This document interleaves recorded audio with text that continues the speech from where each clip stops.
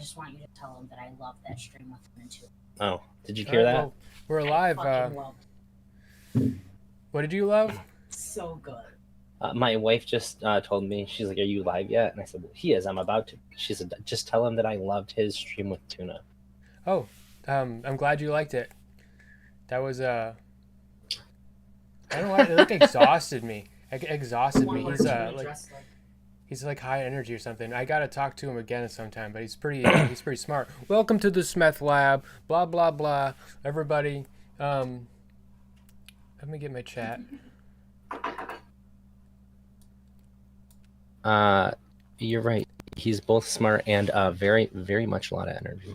He said to me, I don't really think I'm that high energy during the stream, and I'm like I feel like I'm being gaslit, but yeah, he's a great guy. Anyway, we're here to talk about male sexuality, heterosexuality. I added that without asking you, but I feel like that makes sense. Yeah, that's what I was getting at, because I think gay men talk about their sexuality all the time, and it's sort of celebrated for them to talk about their sexuality.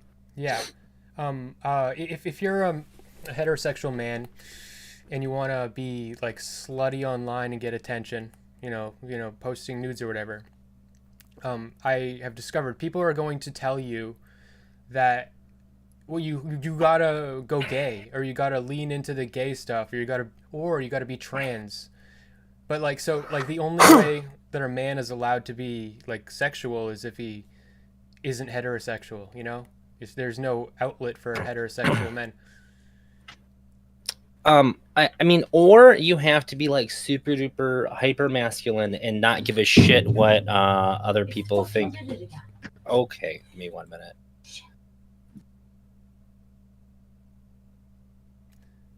Not give a shit what other people think. Well, yeah, like you can be like a really unfortunate example would be like Andrew Tate, right? He was very openly sexual about stuff, but like, was he? I don't think anybody found it like comfortable.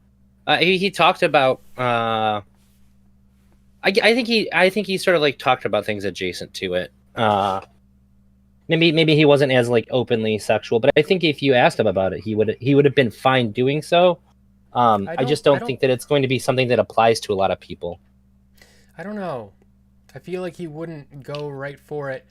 Maybe he would, but I feel like generally, in most cases, I feel that if you are a heterosexual man and you express your sexuality, so like gay men, you can just be gay around other men. Even if they're not gay, you can be a little bit gay. That can be a problem sometimes. Like sometimes gay men are a little bit too aggressive with that, but I mean generally it's kind of fine. But like you can't be expressing that part of yourself as a heterosexual man around women, because women have to vet men and men have to take the risk, and so women will withhold their sexual attention sort of because they're constantly vetting. And I understand that dynamic. It's not like they're evil, like they're hoisted into this position, I think, and it sucks to have to constantly vet and get all that attention all the time, and it sucks to have to take the risks all the time, just like the heterosexual men. But I think so too. Yeah. Yeah. I do also think that it's kind of difficult for women to be openly sexual, straight women as well, because like you're just gonna get labeled a whore. You're gonna get a lot of negative feedback if you're a straight person talking about sexuality. Women less so than men. There is like a growing newer idea where this can be celebrated too for women. But it seems like if you're a man and you like women, like it is, it's almost like it's abusive to even talk about your sexuality. Yeah. Like it's like there's it's I'm not like women are encouraged and allowed to talk about how they love sucking dick. Like you can be a woman and talk about that. I mean, there are in some circles like super religious circles or something, you'll get ostracized, but in modern progressive society, you won't. Yeah. I think that the idea that a man who talks about how much he loves eating pussy. Yes, that's what I was gonna say. that's gonna be like people are gonna be like nobody needs to hear that. Nobody wanted to know that you think that. Like, what the fuck? Or you're and not for the allowed to record, have. I like, do. You're not allowed to have like a nuanced like opinion about it. So I think you're allowed to say I like eating pussy, but like this is my opinion, and this like I was talking to some people and they're like incredibly uncomfortable now. They've teased me about it multiple times. But what I said was I enjoy eating pussy for 15 minutes, and then I needs to be done. And I think if that's probably most people, that's why the alphabet is a thing. You know what I mean? Like, but that's like the same opinion that women have about sucking dick usually. Like, if it goes longer than 15 minutes, I mean, it just needs to end, you know? Yeah. Well, I guess, I think about it like this. If I'm getting head from a woman, there's always like a timer in my head. I was like, all right, I either need to wrap this up or it's not going to be head. It's going to turn into sex. Like, I have to decide which one we're going for here because I very much am on a time limit here. Yeah. Otherwise, she's going to get sick of it, and then like I'm going to have to do something else. Why would you say that? What are you, gay? You know, it's like because women can have these conversations, gay people can have these conversations, trans people can have these conversations, but just straight men can't. I mean, we are two straight men talking to each other, so it's gay in that sense. But, well, we're talking to each other about it. I see this as like so I think that the gay part is when there's when you have two straight guys talking to each other and they're like sort of like chest puffy. You know what I mean? They're like there's like this like sure. It's like a sport to like compete in sexual stories, whereas you and I are sort of like in solidarity. It seems less gay. We're inherently at least a little bit, but I think that there's a less for lack of a better way to put it, it's less sexual to have the conversation in this context. Does that make sense? Maybe, but I think it's sexual. I think it is sexual. Or maybe there's less of like I guess when I think about you seen the guy that Mr. Girl talked to and he kept telling him it's gay and the guy got really freaked out by it and looped on it. I feel like when that guy's talking about his stories, there's like a sexual competition to it, which feels a little bit more I guess it feels a little more gay to me because it's a little bit more like it's like an encouragement of like now you be sexual. Yeah. Do you know what I mean? I mean that still exists in this dynamic, I think, but especially because considering that we have established this as the topic to talk about, but something I experience with talking to women, like dirty talking with women, this is not common for people, but something I've experienced is like a woman will talk to me like, "Oh, you're gonna suck a dick," whatever, and she's telling me like, "Oh, like I'm gonna suck a dick" or something, and I experience that as very heterosexual. And talking to a man about eating a pussy is in the way that a woman talking to a man about sucking dick is heterosexual. I think a man talking to a man about eating pussy is gay. Maybe. It might be. I think maybe it's a little bit obscure for me to think of it in those terms because for the most part, because it's so uncommon and difficult for men to talk about their sexuality, like their heterosexuality, I have mostly talked to a close gay friend of mine about like my heterosexuality because I know that there's no, like the Olympics aren't about to start. You know what I mean? I can talk about like a weird situation or a cool situation that had happened sexually, and he's not going to try to one-up me because he doesn't have any stories. His stories are like, I have tasted cum in every manner possible, like refrigerated, like he's like shoots off this list, and this has no application to anything that I'm saying. So there's no like trying to like out-sexualize the other person, which seems to be what happens when two guys talk about their sexuality, which I think it makes it basically impossible for there to be an open, honest conversation about it. because men don't want to talk openly about their sexuality towards women because, well, what if I'm weird, or what if what I say is creepy, or more importantly, what if this woman is a potential sexual partner and Well, yeah, I don't want to ruin this. women gatekeep that, and that's by design, and it's not because they're evil, like I said before. Like recently, and I just talked to Irrelevant this morning about this topic of like the thing of like women in gyms, like, and they hate getting attention. And my opinion is that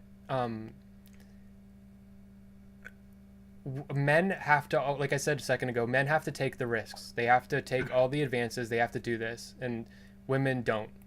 They just don't. They won't do it. They don't have to, but they have to do all the vetting, and both of those are horrible in their own way. And if if you're in the gym and you're getting all sweaty, if you're in that position where your role in the dynamic there is to do the vetting, well, you're probably going to end up doing more vetting in that situation. And I don't think it's the men's fault. I think it's the dynamic's fault. I think that there's nothing wrong with a man shooting his shot and taking the L in a graceful way. Women just hate that Sure. they get it so much, and if they hate that, I think they should be. I think men need to be a little bit more selective, and women need to be more assertive, and we need to level it out. People say that's impossible, but I don't think so. I think men being more selective would probably be a big part of it, because when every guy hits on every woman, at least that's how it feels to a lot of women, it gets exhausting. Like, you don't want to hear them shoot their shot. Like, you're just like, get the fuck away from me. I've heard it like 13 times today. There's an idea that men will try to sleep with every woman that comes across their path, and there are some men that are like that. But it happens to enough frequency to where I don't think it's wholly inappropriate for women to internally group all men into the same category that way. Like, it's just this thing comes up where if I'm engaging with somebody and they're like, oh, why are you mad? And they're like, I'm not mad. Well, I was like, okay, well, like, I know you well enough to where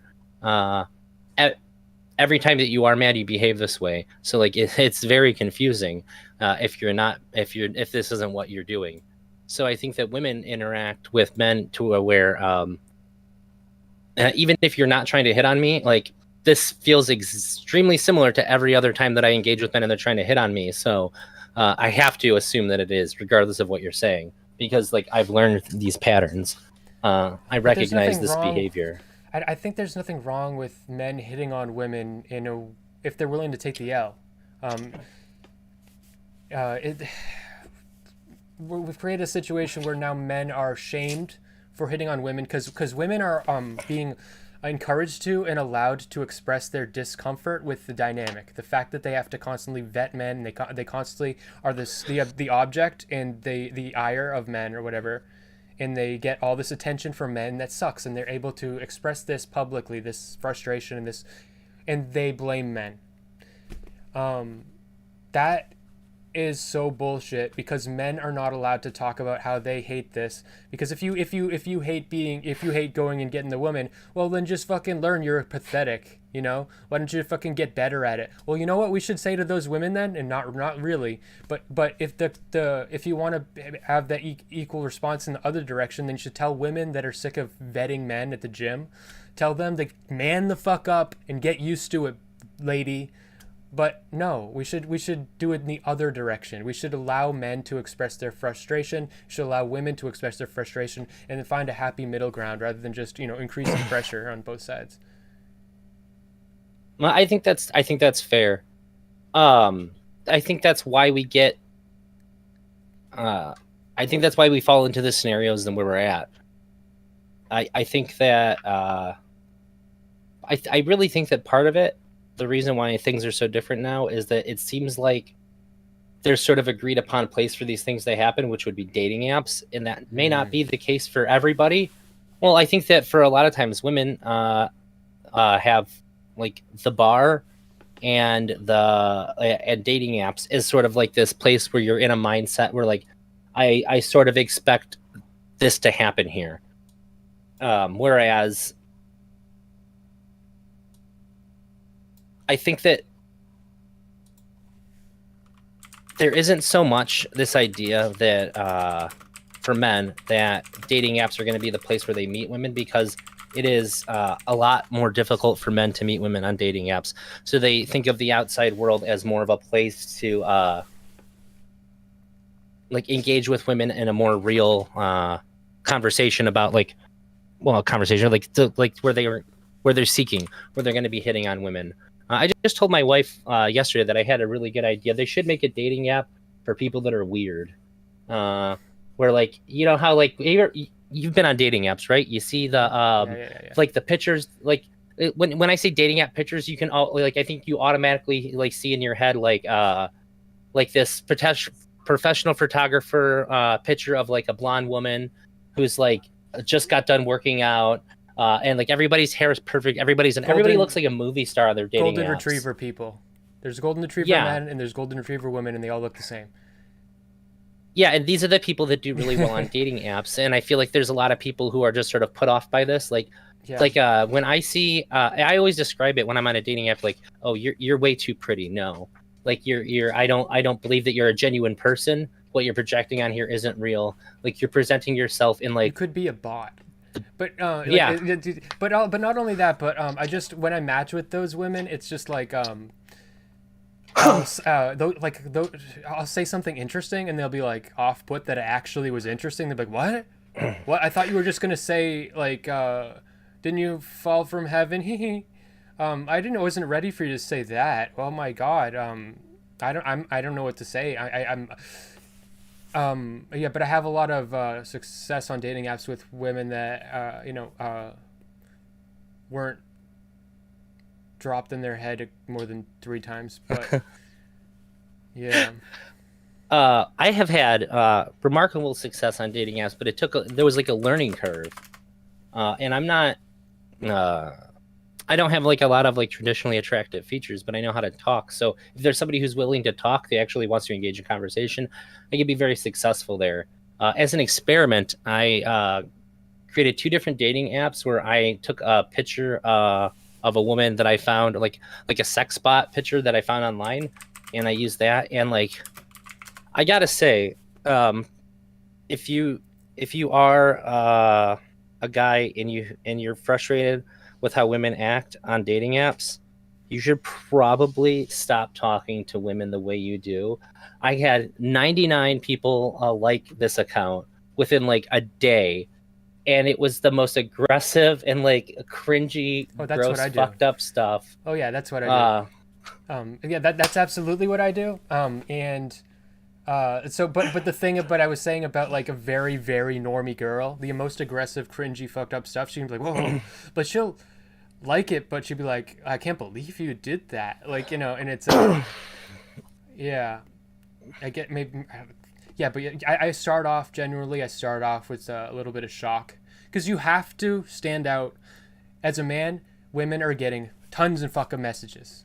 And especially if you find her attractive, chances are other people find her attractive, and she's getting tons of fucking messages, and you got to stand out. And so you have to say something creative, interesting, funny, shocking, whatever.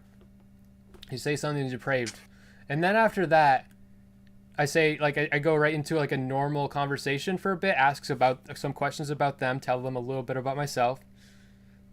So after we've already established immediately, in order for this conversation to have happened, we have to be horny for each other, because otherwise we wouldn't be talking. But then right into normal conversation, get to know each other, and then right after that, right into a meeting, because you have to strike while the iron's hot, or else they'll get horny for someone else. And that's the formula I go by. I don't talk about that quite a lot, because I don't know. I think it's just how it's gotta work with the fucking dating apps. You have to do that fucking formula, in my opinion. And it's such a shitty way to meet people, honestly. Yeah. And you don't end up really knowing enough about people. It's just not great. And the thing is, men are ostracized from hitting on women in any other context. Like, where I think it would be more appropriate or more healthy, like at the gym, but like, Yeah, I mean, it's hard to hit on a woman at the gym and succeed, but that's probably a good place. Uh, Honestly, grocery store, on the fucking side of the road.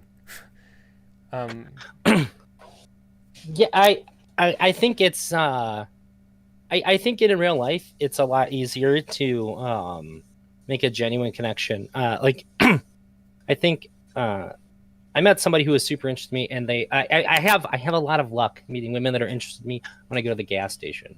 The gas station seems to be like the place, and particularly the women that work at gas stations. I met one woman. I kind of made it clear that I wasn't interested in that, but like I would be her friend, and she came with me to get a tattoo done. So I'd rather have people that I don't really care about their opinion. That way, I can be weak and bitch about it hurting. Because I get like bigger tattoos. When I get tattoos, I tend to get like bigger pieces. And if it's like my wife or my friends, I'm like trying to be strong. I'm like, no, I just want to be like, this fucking sucks. This really hurts. Like, can you hold my hand? And there's if it's my wife, I kind of there's like this internal like I want to be more stoic, I guess. Or even if it's my friend, I don't want to be like pussying out. But like yeah, gas stations, there's like no expectations on either side. You're just going in there to get your shit and get out. So I think it's a lot easier for people to be themselves. When you're in a dating app, I think that there's like an expectation for you to be very much like your representative. yeah. But I don't like to be like fake like that. Yeah, and you just. It's like. Portland says he thinks that we should stop approaching women at gyms. He hates that it's treated like a social marketplace. It's really hard to hit on women at gyms. I think that you should, and yeah, you should. It's hard. Why is it hard? Is it because like that's where they're doing their thing and they're looking really good, and it's like Everybody's I think that focused at the gym. So at the gym, if you got your routine you're doing, there's only a few contexts you can talk to someone. One of those contexts is you're squeaking your toy. I mean,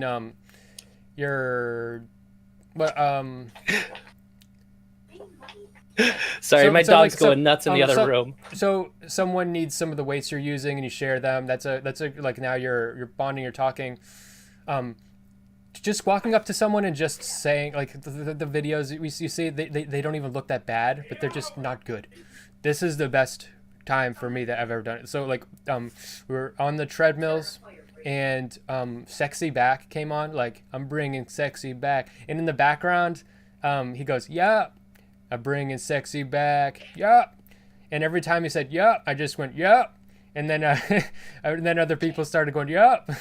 And that's how you make friends at the gym, I think. Like the whole I'll spot for you thing.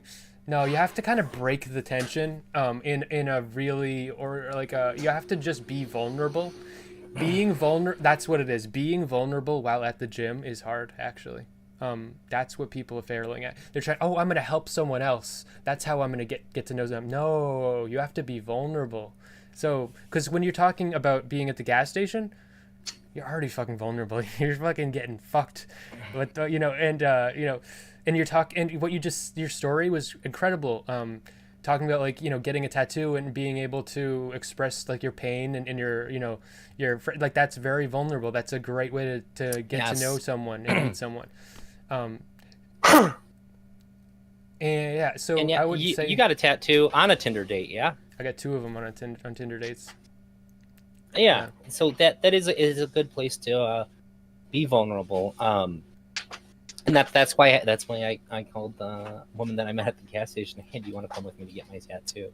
Then I went with her when she got a tattoo, and she brought her friend who was like he's a super weird guy like me. And at one point, she was like, "I wish I didn't invite the both of you. You're both just talking about weird nerdy shit, and I don't even know what's going on. And I'm just over here getting a tattoo done." She got a big spider on her cleavage, and we're just like talking about like I don't know, like comic books or like magic or something.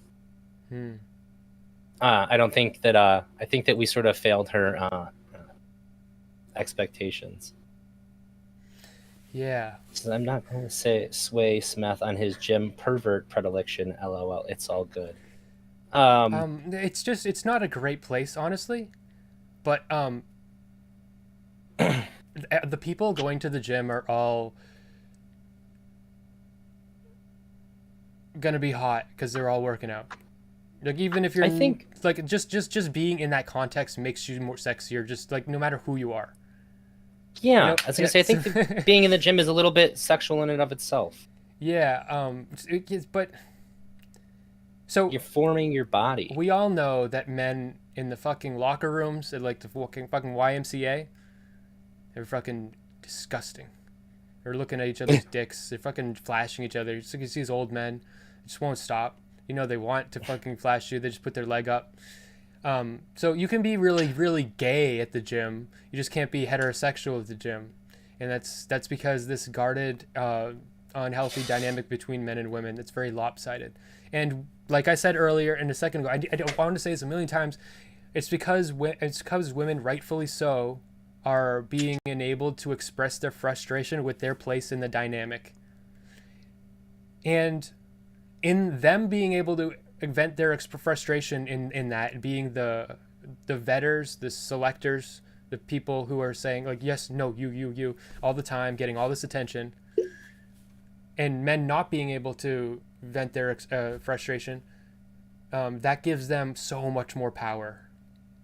Because now they can tell men, it's all your fault. You need to fix this. You need to do this better. You need to do this better. You know what? No, I need to do this better, and you do that better. We both need to fucking work on this. You know, it's not just me.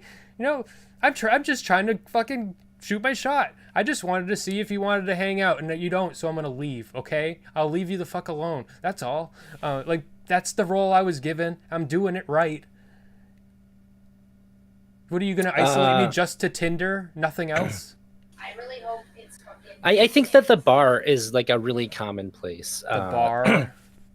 Yeah, but I think that I never liked going to the bar because like if I wanted to drink, it's just so expensive. It's such an expensive place to drink. But then I sort of realized as I got older, like people don't go to the bar to drink; they go to the bar to socialize with people. This is a social. I've never been to a bar like that. This wasn't like a sexual thing, but I used to go to this bar after I worked to like eat and drink because where I was staying it wasn't very like acceptable for me to like drink. People there were sensitive about alcohol, but like when you work labor, sometimes you want to have a couple of drinks to make the fucking muscles not hurt. And Okay. so I'd go there, and I had a meme that went viral. 4chan shared it on Facebook, and there was like a group of people my age, and everybody else was like way the fuck older. So I was like, hey, I don't know you guys, but like I don't have anybody to tell this to. And I was like, I just had this meme went like crazy viral, and like I'm super happy about it. And those people end up becoming like really good friends of mine. So there's like a social element to the bar. But if you're a younger person, I feel like you're probably not going to see a lot of people your age at the bar. So it's like there is this place that's sort of like ideally there, but if you're in your 20s, it's going to be a bad place to. Bad place. To meet people. It's going to be a bad place to meet people because that's not like I think young people go to the club and like I'm never going to go to the club ever. Dude, fuck clubs, fuck bars, fuck. I don't like drinking in the first place, but I've met some people at bars, but I've met like bikers that I gotten into fights with at bars, but Portland has advice for you. He What? says, don't go to the gym to try to meet people. That is not a good look. However, if you are in a situation where organic interaction creates an opening, you shouldn't not shoot your shot because you're at the gym. I'm not saying to go to the gym to hit on people. I'm just saying it's a good place to be open-minded to that happening. If you go there to do it, it's going to be hard, really hard. I think I agree with Portland. But like I don't think the bar is a good place. I don't think the bar is a good place. I don't like drinking, but and like to have to rely on alcohol to lower everybody's inhibitions so you can fucking make friends and shit. What the fuck? And that you got that, and you got Tinder, and you got like fucking other places where you drink. I think when I say that it's Church. like the place, I think it's the expected place. Like there's an expectation there that when Gas you go to the station. bar. Gas station, grocery store, the gym. Even though they hate it. The women are complaining. Oh, like the 0.001% of women that are influencers and want to film you and make you embarrassed on the internet. Those women really fucking hate it.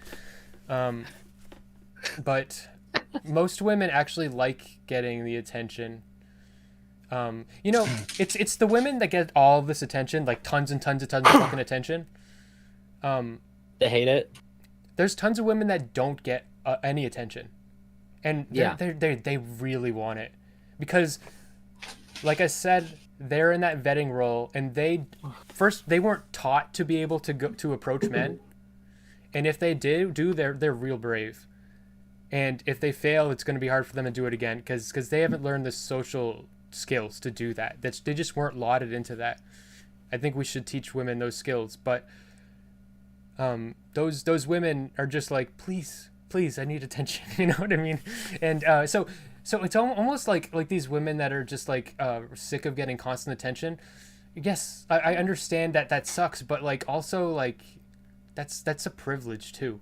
You're thriving in the role you were given, and yes, it sucks. That role sucks. Both roles suck, but you're thriving in it. Sure. Well, I think that you can be in a good spot, just sort of by luck, and still not like or want it to. However, I think we're getting like really focused on where women are at. Where I'm interested in this conversation, because there's a lot of men that talk about like how they don't want to, how they're uncomfortable talking to women in the gym because women get like shitty with them or whatever, although they feel like they should. Where do you want to be able to, like you said, a grocery store, is that like a comfortable spot for you? No. Where do you wish that you could be more openly sexual at the most? Openly sexual? Yeah. Well, I wouldn't say publicly openly sexual in like a IRL setting. I mean, I could get my rocks off on that, but I have morals, you know. Sure. But I think if you're a straight man, just take a book page, because what you want, this is what I think we're saying here. Straight men, like you and me, what we're talking about, we want to be able to be objectified in a sexual way. Sure. And you're going to have to take some of the pages out of a woman's playbook to do that. And people are going to call you gay. People are going to say, people will be like freaked out and be like, oh, just like you're a pervert or something. Fucking post nudes if you fucking want it to be an object. Do it. It comes with downsides, but you can dress a little skimpier too if you want. You're allowed to, and it doesn't make you gay. So there's I'm going to tell you a story. I way back in the day, I put a nude in like a public-y kind of forum where people do this, and I lived in a small town, and it sort of got out. And I've never, I think maybe like once when I was 19, did I ever send a dick pic to anybody, and I had express permission. I don't really like, I will never send one without like express, like asking. I know. For one. That freaks me out a lot. But I put one in sort of like a public form, and then a lot of people saw it, and this is something that I almost never talk about publicly because it's super weird. But you sure you want to? Yeah. Well, that's the whole point of this conversation. Okay. Is that we can be open and honest about it. Is that I have I'm pretty proud of the size of my genitals, so I put it on there, and I wanted to get some feedback from it, and it just happened to be that like everybody then fucking sees it because it's a smaller area, and I would run into people, both men and women, who would just talk to me about it. And it got really weird for me. Like I had a lot of my friends have this mutual friend of mine, and yeah, he's bisexual, and like whenever I talk to him, he just starts talking to me about my dick. And I was like, it's really weird because like he does music and stuff. I want to talk about his music, and he talked to me about it. So I talked to my friend Ashley, who's a mutual friend of ours, and I was like, whenever I run into this guy, like he always talks to me about my dick, and I don't like it. Because I just want to talk to him about normal stuff, and he just does it. And she goes, I've talked to him about this too. She's like, I know, and everybody knows that that's just how he is when he's around you. And he told me, he's like, I'll see him and I'll be ready to talk about something else, and it'll just come out like verbal diarrhea. It's like, okay, well, like I don't know how to deal with that, and I wonder if that's how women feel when they try to interact with men and they just start hitting on them instead of talking to them about whatever they're trying to talk about. Yeah. Yeah, I've been on both sides of that. For sure. I mean, you've probably done it too on the other side too. And that's why you almost probably, certainly. Yeah, that's why you probably don't want to send anything without permission. The reason why dick pics freak me out is because I've seen a lot of women just like go like, oh, that's the guy's dick. Like they'll just be like they'll just receive them, and I've seen in real time like the discomfort. Like, I didn't ask for this penis. Why is this penis here? That's just stupid. And dick pics. First of all, dick pics suck. And like if a woman like sends you like a close up of her pussy, it's gonna look awful and it's gonna suck, and you're not gonna like you're gonna like I've had that happen to me, and it's like, oh, okay, yeah, that's not how you do intimacy. Like that's not how you have the tattoo moment. Oh, I just want to cry in front of you, and it's just like, no, look at, no. Some of my closer friends that have seen it too, like their comments is usually like, the fucking face you make in that picture is fucking terrible. It's like, yeah, I know. I had to focus really hard. Well, you had your face in it. That's awesome. You should have your face in it. Yeah, but I'm like this. My dick's very camera shy in it, so I had to like super focus. I was like, all right, I got it. So like I have the same picture from like 10 years ago because I can never get a new one because I'd always it's very not sexy for me to take a nude. I always get very in my head, and it's just like but I think too that like that's not even from me. I think that's just I just start thinking about what everybody else thinks about the idea of you taking a nude. No, this is I take nudes, and I have completely divorced myself of the pressure and desire to have a fucking boner for my fucking nudes. At all. Like, fuck that. I hate that fucking pressure that women put on me. And the women that are upset if you don't have a boner and shit, bye-bye. This is one of the places that men need to be more selective. Get rid of that shit. We need to make that go extinct from the sexual marketplace. If a woman makes you feel ashamed for not getting hard, she should feel ashamed for being around at all, and she should get the fuck away. That's probably 90% of women. Men need to fucking take the initiative here, and maybe in all it'll take is 5 years. I think this could catch on because I think men are fucking sick of it. It sucks, and it makes you get erectile dysfunction too. It's just awful. Someone in chat said meeting people through other friends is the only way. People who cold approach strangers weird me out automatically. Stranger danger. I do not. So that means that the only people that can like meet people are people in like cliques with like friend groups that have like a lot of people and stuff. So then you're gonna end up in a situation like we have now, where there's more and more and more and more lonely men who are isolated and losers, you know. And if that was the case, I'd be a loser. I have to go out. I have to fucking expose myself. Not really with dick pics or anything, but I think maybe when I was younger I'd have a better shot at that. But like I'm older, I'm overweight. Like I feel like if I don't have a boner, that's all I really got going for me, man. That's that. It's like the only like wow factor I got. Like I shaved my beard. Some women like the beards, and I have long hair. Like my long hair is probably one of the few things, and my teeth aren't fucked up. Like I have pretty decent teeth. Well, yeah, but you have a lot of other things going for you that you can like highlight. Okay, so in taking nudes of myself, I've learned something. When I was way skinnier, I would like sit like this, and like your tummy crumples up, and I would feel like I'm fat when I was skinnier, and I feel the same thing now.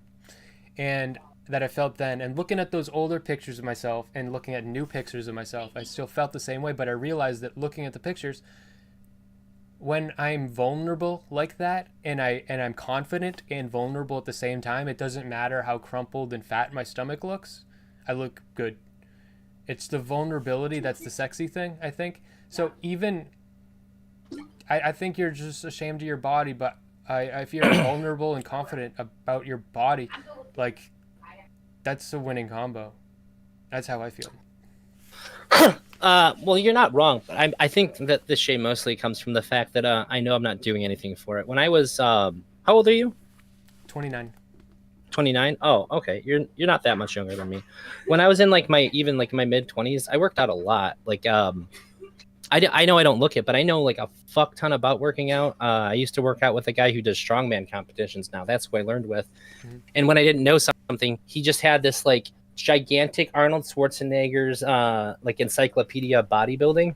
And if I asked him a question, instead of answering, he'd tell me to go to the book, and I'd learn from the book. And like, you can have whatever feelings you want about Arnold Schwarzenegger. Guy who knows a lot about fucking fitness. Mm-hmm. And so that's where I learned. And I know I could be doing more, and I've just been lazy. So I think I'm mostly ashamed of my mindset to where it got me to here.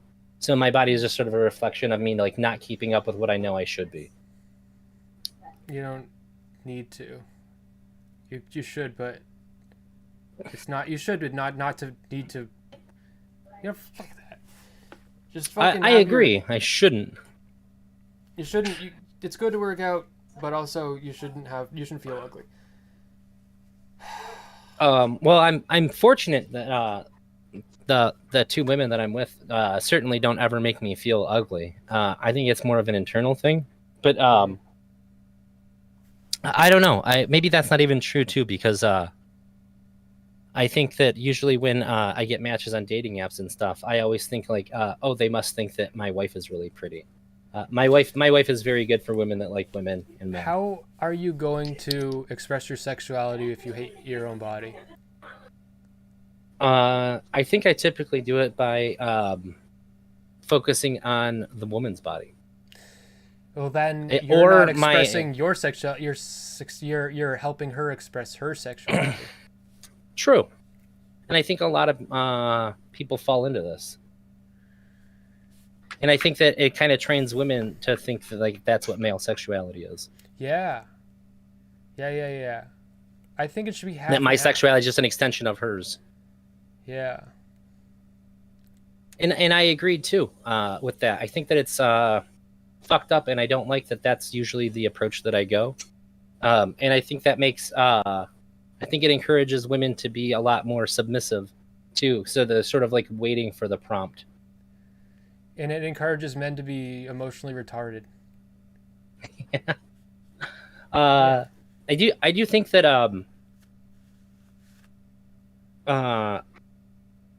I think that I have like a pretty keen grasp on like I'm pretty emotionally mature. Yeah. And I can navigate these situations pretty well. Like I can know that like I'm not doing good to myself. At least like I'm aware of it. It's just that these situations are hard because it seems like everybody's sort of trained bad. Everybody's trained badly. And so even if you're aware of these things, it can be very difficult to sorry, I choked on my drink. It's really hard to navigate these situations where everybody is trained bad. It's like, it's almost like if you want to change it, you have to like detrain the person that you're talking to be different in the moment. Yeah. Mm-hmm. Mm-hmm. Do you run into that a lot? Oh yeah. Most women I have to teach to fucking have agency whatsoever in the bedroom. Yeah. And I present myself in I can be both the aggressor, and I also objectify myself at the same time.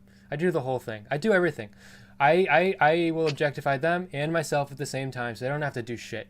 I make it so fucking easy on all these retarded people.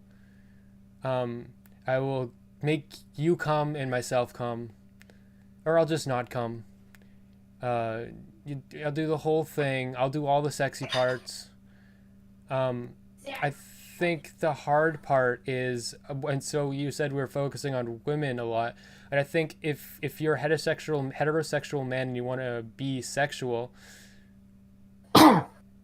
a lot of that's going to come from how women are treating you, and women, heterosexual women don't want heterosexual men to be sexual.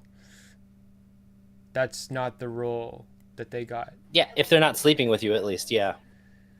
Yeah, because you're not allowed to unless we give you permission, and we only give you permission when you earn it. And yeah. Yeah, I think that's true, and it's kind of hard to balance the idea that like what you're saying is correct and true, and it's not right that it's like that, with the fact that the kinds of changes that need to be made, I think that these changes that need to be made are there as a result of the fact that women are often the target of sexual assault. I think that it's very hard to inspire these kinds of changes in a world where men treat women like sexual objects to the like farthest extreme, to where they feel entitled to the point to where they're like assaulting women. And we're definitely at a point where we're hyper aggressive going after that, which is good, but at the same time, we also need to be able to allow for spaces to be created for heterosexual men to be sexual. But you're putting all the blame these on start men like again. warring ideas. No. I'm putting the blame on Men. like everybody. No, I'm putting it on everybody. Well, yeah, but you're saying that it's hard for women to change when men. It's hard for women to change when men are so sexually aggressive. But I'm saying that men are so sexually aggressive because women are so sexually selective, and women objectify themselves so that they can get the attention from men, so that they can be sexually selective. So I think women should objectify themselves less. Men should objectify themselves more. Those are two real easy things to do. It's really easy for a woman to fucking stop shaving her legs. It's really easy for a man to just feel sexy and just be confident about it. I mean, maybe not easy, but it's just because obviously you said you have issues with it, but I mean it's not you could do it. I believe in you. You can fucking feel sexy. That's all you fucking need. If you feel sexy and then the other woman just stops shaving her legs or whatever, you both did a big step in the right direction. Well, the misunderstanding that we're having here is that I'm not saying the problem is that men sexually assault women, which is causing the problem. What I'm saying is that we are so focused as a society on men sexually assaulting women, so that if you try to raise the subject of men being sexual, you're going to get a pushback from both sides of it. You're going to get men and women pushing back on it because the issues become so sensitive to everybody. I don't think that the fact that men do assault women is what's stopping men from being able to be hetero men from being sexual. It's just that there's such a hyper focus on the assault right now. Because I don't think that there's any more or less degree of assault happening right now, unless we go really far back, in which case it was basically all assault. I think that it's just that we're so focused on it that it makes this space extra hard to clear up, because you're going to get people, it doesn't matter what their gender is, shouting things that you're just contributing to the ideas of the abuser or whatever. You're going to get these sorts of things. Those people are okay, no matter what you say, if you want to make a change, you're going to have people being no, and freaking out. I have seen people change. I have seen I've flirted and I've been with women who have told me explicitly that they want to be the caretaker in the sexual relationship, and they want me to do absolutely no caretaking whatsoever. and that is incredibly rare for women, but I've seen it, and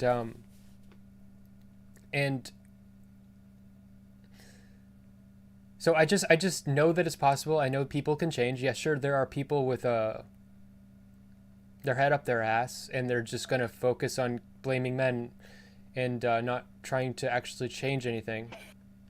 Like you can just keep punishing men. You can keep telling men that there are less and less places that they're allowed to be like sexual. You can tell men that they have to relegate it all to you have to be drunk and you have to be on Tinder, and you can't be in a bar. You have to be in a bar on Tinder, looking at Tinder. You can't look at the woman in the eye. You have to look at Tinder, and the app like will sync up to the people in the bar. You look at it. You have to fucking drink a whole like fucking 3 shots. You have to message, and you have to look straight at it. And then as soon as she like give you like a cuckoo, and you're like, then you're like, I can look at her. You can make it so that we put all these limitations on men, and you know we can restrain their libido even more than they already are. Or we can change the dynamic, which is causing the problem, in my opinion. Yeah, I do think the dynamic needs to be changed. You pointed out something interesting. I know you're being hyperbolic, but there is a sense that like even looking is bad, which I think is kind of crazy. I've worked in IT for a long time, and I have to have people fill out forms, and a lot of times I'll make sure people are filling out the forms right, because when they don't, it sort of fucks me. I remember the one time I was watching this woman fill out a form, and then she like put her hand over her chest, and I was just like, I wasn't even looking at your boobs. You've drawn my attention to them because you put your hand over them, but like I think that they're always sort of being treated as though like you're a predator. Yeah. In public. Yeah, and we get completely mixed messages about that. Like so, and there's so many times when I have in my youth, early 20s and stuff, I passed up on sure things and women that were absolutely interested in me, but because I was being so careful that I just absolutely like boned it. Like I remember like that reminded me of a woman. I was in my 20s. It was like 23. She was 23. We were in like a art gallery or something, and she was talking to me about like the placement of the art or something. And she was wearing like a mid-sized skirt, and she like squatted in front of me to talk to me. I could see up her skirt. And so me being like a good boy, I stood up and I moved and I squatted next to her. And looking back though, she did it on purpose. And like I'm like what the like and I was so confident she hadn't. I think that with like this gym shit of like I'll never talk to women in the gym. It'll cause it's the kind of thing that's likely to cause an effect where like men just like have this movement of never talk to women in the gym ever, never even look at them in the gym. We need to be like really, and then 3 years from now, we're going to get a shit ton of TikToks from women being like, isn't it just so sexy when a man will give you attention to the gym? And we're going to get this push and pull back and forth on the seesaw because women are just going to grab you by the neck and shake you back and forth and back and forth. It's all your fault that we have to live like this. It's your fault that we have to fucking vet all this shit. We have to take all of your attention. It's your fault. No, why don't you try to be like, you do part of what I do and I'll do part of what you do. We'll do like half and half. Well, like we don't have to both be fucking slaves to a single part of this dynamic. Sure, it all is kind of embarrassing. Like women cannot handle the rejection that men feel. Like the thing that they're complaining about is something that men have nightmares about. And it takes you years to get the courage to even do it, and then it takes you years to get the understanding and social awareness to do it right without making a fucking fool of yourself. And this is the thing that women are telling men that they're disgusting for even trying to do. Yeah, I think that to me, I think the worst thing in the entire world is to be called creepy by a woman. Yeah. Have you ever had a woman call you creepy before? I've stopped caring. Well, I'm just saying, like, has that ever happened to you before? I used to care when I was younger, but I've learned that there are women that, yes, it has happened to me, but there are women that I've learned that the things that women will shame me for and call me creepy for are often the things that are beautiful about me, and it's just that I was too much for them or something, and because I've had enough positive reinforcement that I know what I know what I got, and I'm not gonna fucking mute myself, and I'm not gonna like castrate myself just for some vanilla boring women that can't fucking put up with like ketchup because it's too spicy, you know? Right. Um, so I, I think that makes a lot of sense. I know that the general sexual dynamic between men and women is that the man is going to be like the dominant one and the woman is going to be the submissive one. I feel like there's basically no space whatsoever for men to be submissive, and I think that's really really weird. Um, like I think that, oh geez, I couldn't even tell you when the last time like in a sexual situation that I wasn't just sort of like expected to be the dominant person in a sexual relationship. So like I'm very good at that, but over the last year and a half I realized like I think that sometimes I would like to not be, and it just seems like an impossible ask for most women to say like, This no, can you actually take some charge here? um Yeah. Well, the thing is, all the ways that you're being told to market yourself to women, or like I always put things in terms of fucking marketing. If people hate it, some people hate it, but the ways you're told to market yourself to women are as the dominant person, as the person seeking out, and they have to kind of submit or like or dismiss, like, but they're in that receiving submissive like responsive kind of role, and you have to be the aggressor, the actor, the one doing those things. So to be the one who engages in it and then's like, but wait, I'm engaging, but also I want you now to do it. Like, but I like it's really a real weird place to be. And I think the true art in this is in marketing yourself in such a way that you can be a man and attract women who want to take you. Like, and that's hard. That's the, and I think I've been doing it. I've and yeah.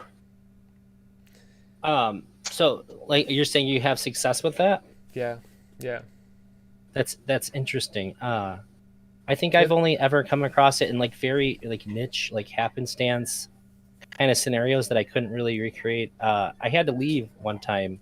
It was like 4 or 5 years ago. I had to go to the dispensary to get weed for some of my friends and my wife because I had the card in Michigan. If you have the card, you could go. Now everybody can go. But anyways, I was about to leave. My girlfriend was like, "Hey, before you go, come here." And I thought she wanted to kiss and hug, and instead she pulled out my dick and like just sort of like gulped it 3 times. Like, "All right, you can go now." And I was like, "That's one of the sexiest things that's ever happened to me in my entire life." Yeah. I was caught off guard. It was something that happened to me, and then like I just had to go and like deal with it. And that still like pops into my head all the time because it's always me that has to initiate everything, and I don't know.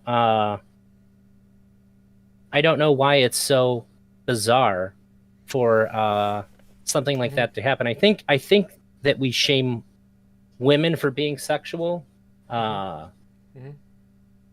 almost as often as we shame men for being sexual, but it happens in a much much different way. Like for Yeah. women, for women, it's like we shame them for being sexual, and it's like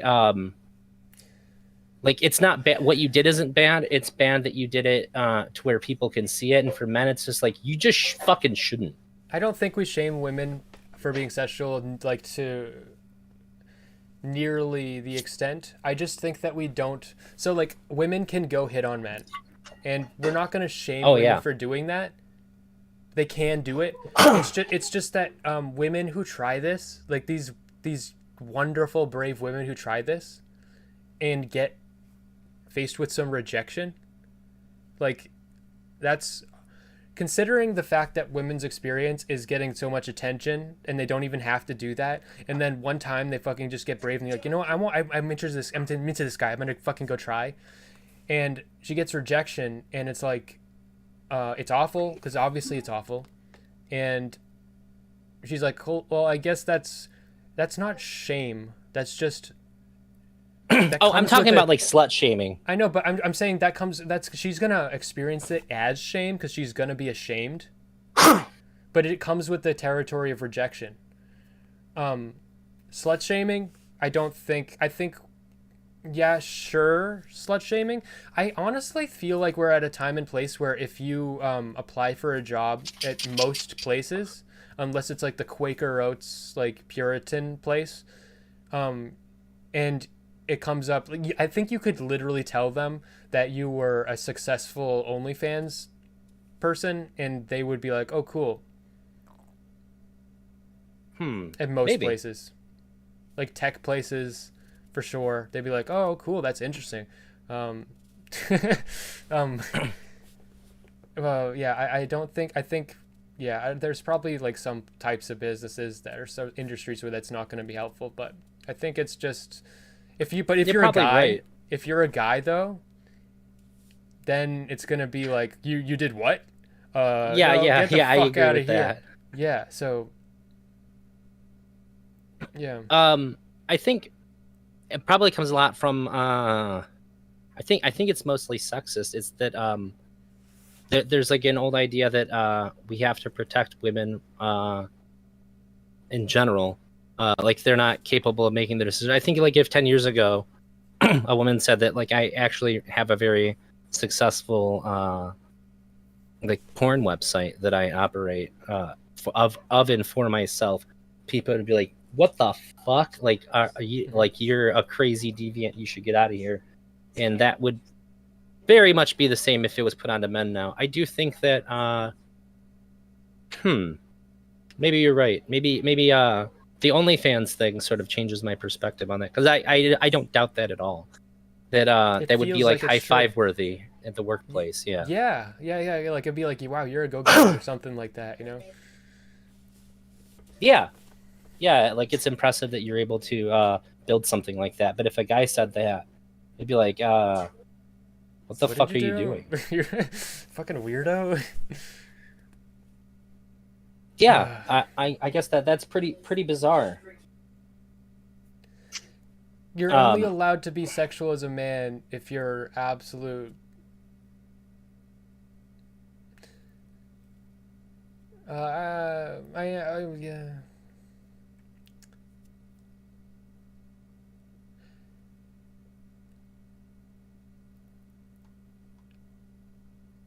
Yeah. Yeah. You're only allowed to be sexual as a man if you're. It can't be for women. It has to be for gays. You have to be trans. um, You know, there's something that's very interesting. I'm sorry if I'm interrupting you out of the line of thought, but that I think about a lot about the sexuality of men, heterosexual men. Um, very, very on the topic. I think about trans men.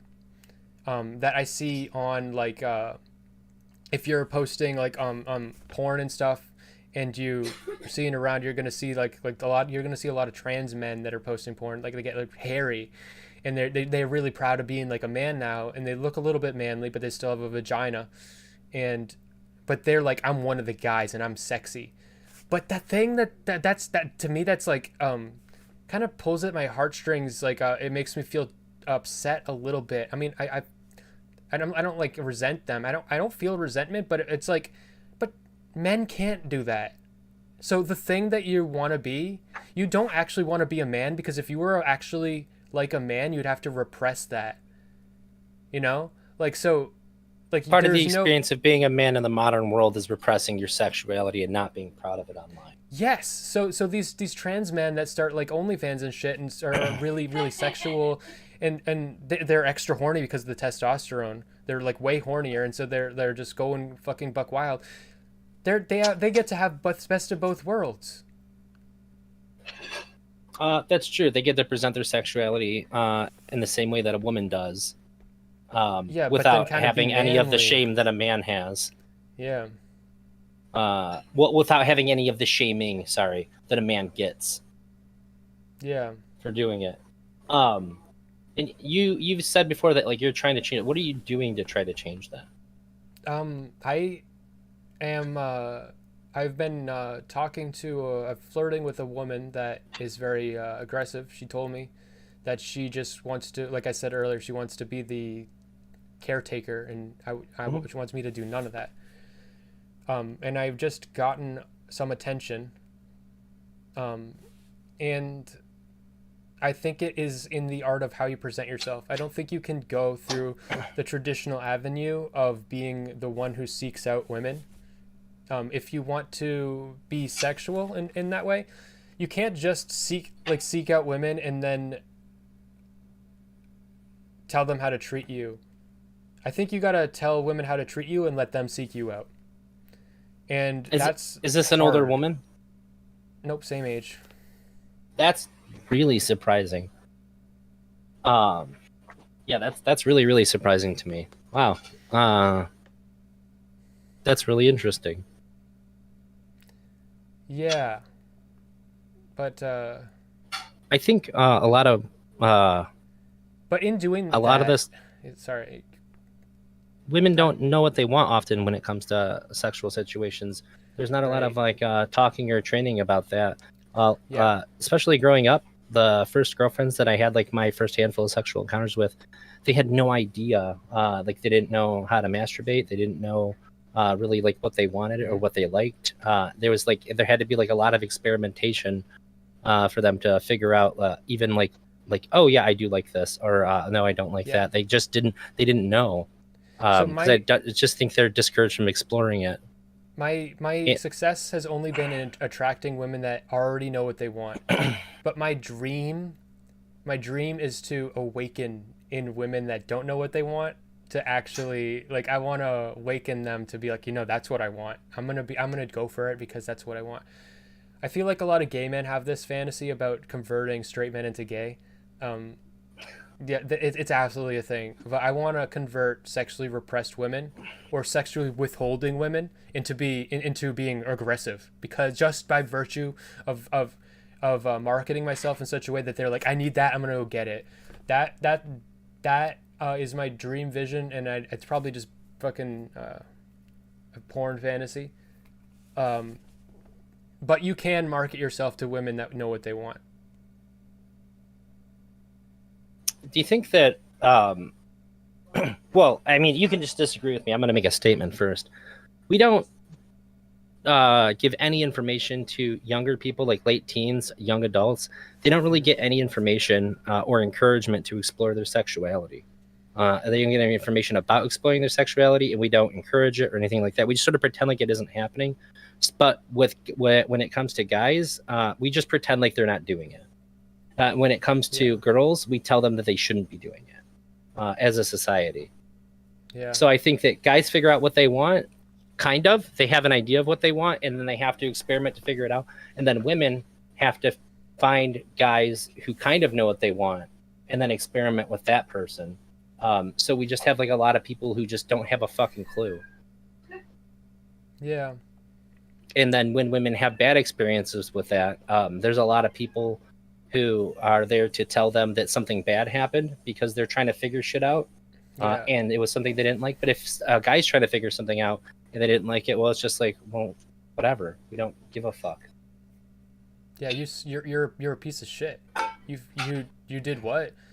And if you don't learn these if you don't make these mistakes early on, and you don't learn these lessons from trial and error and failure, because nobody taught you, and you make these mistakes later on in life, good luck holding a job, because you're a predator. You know what I mean?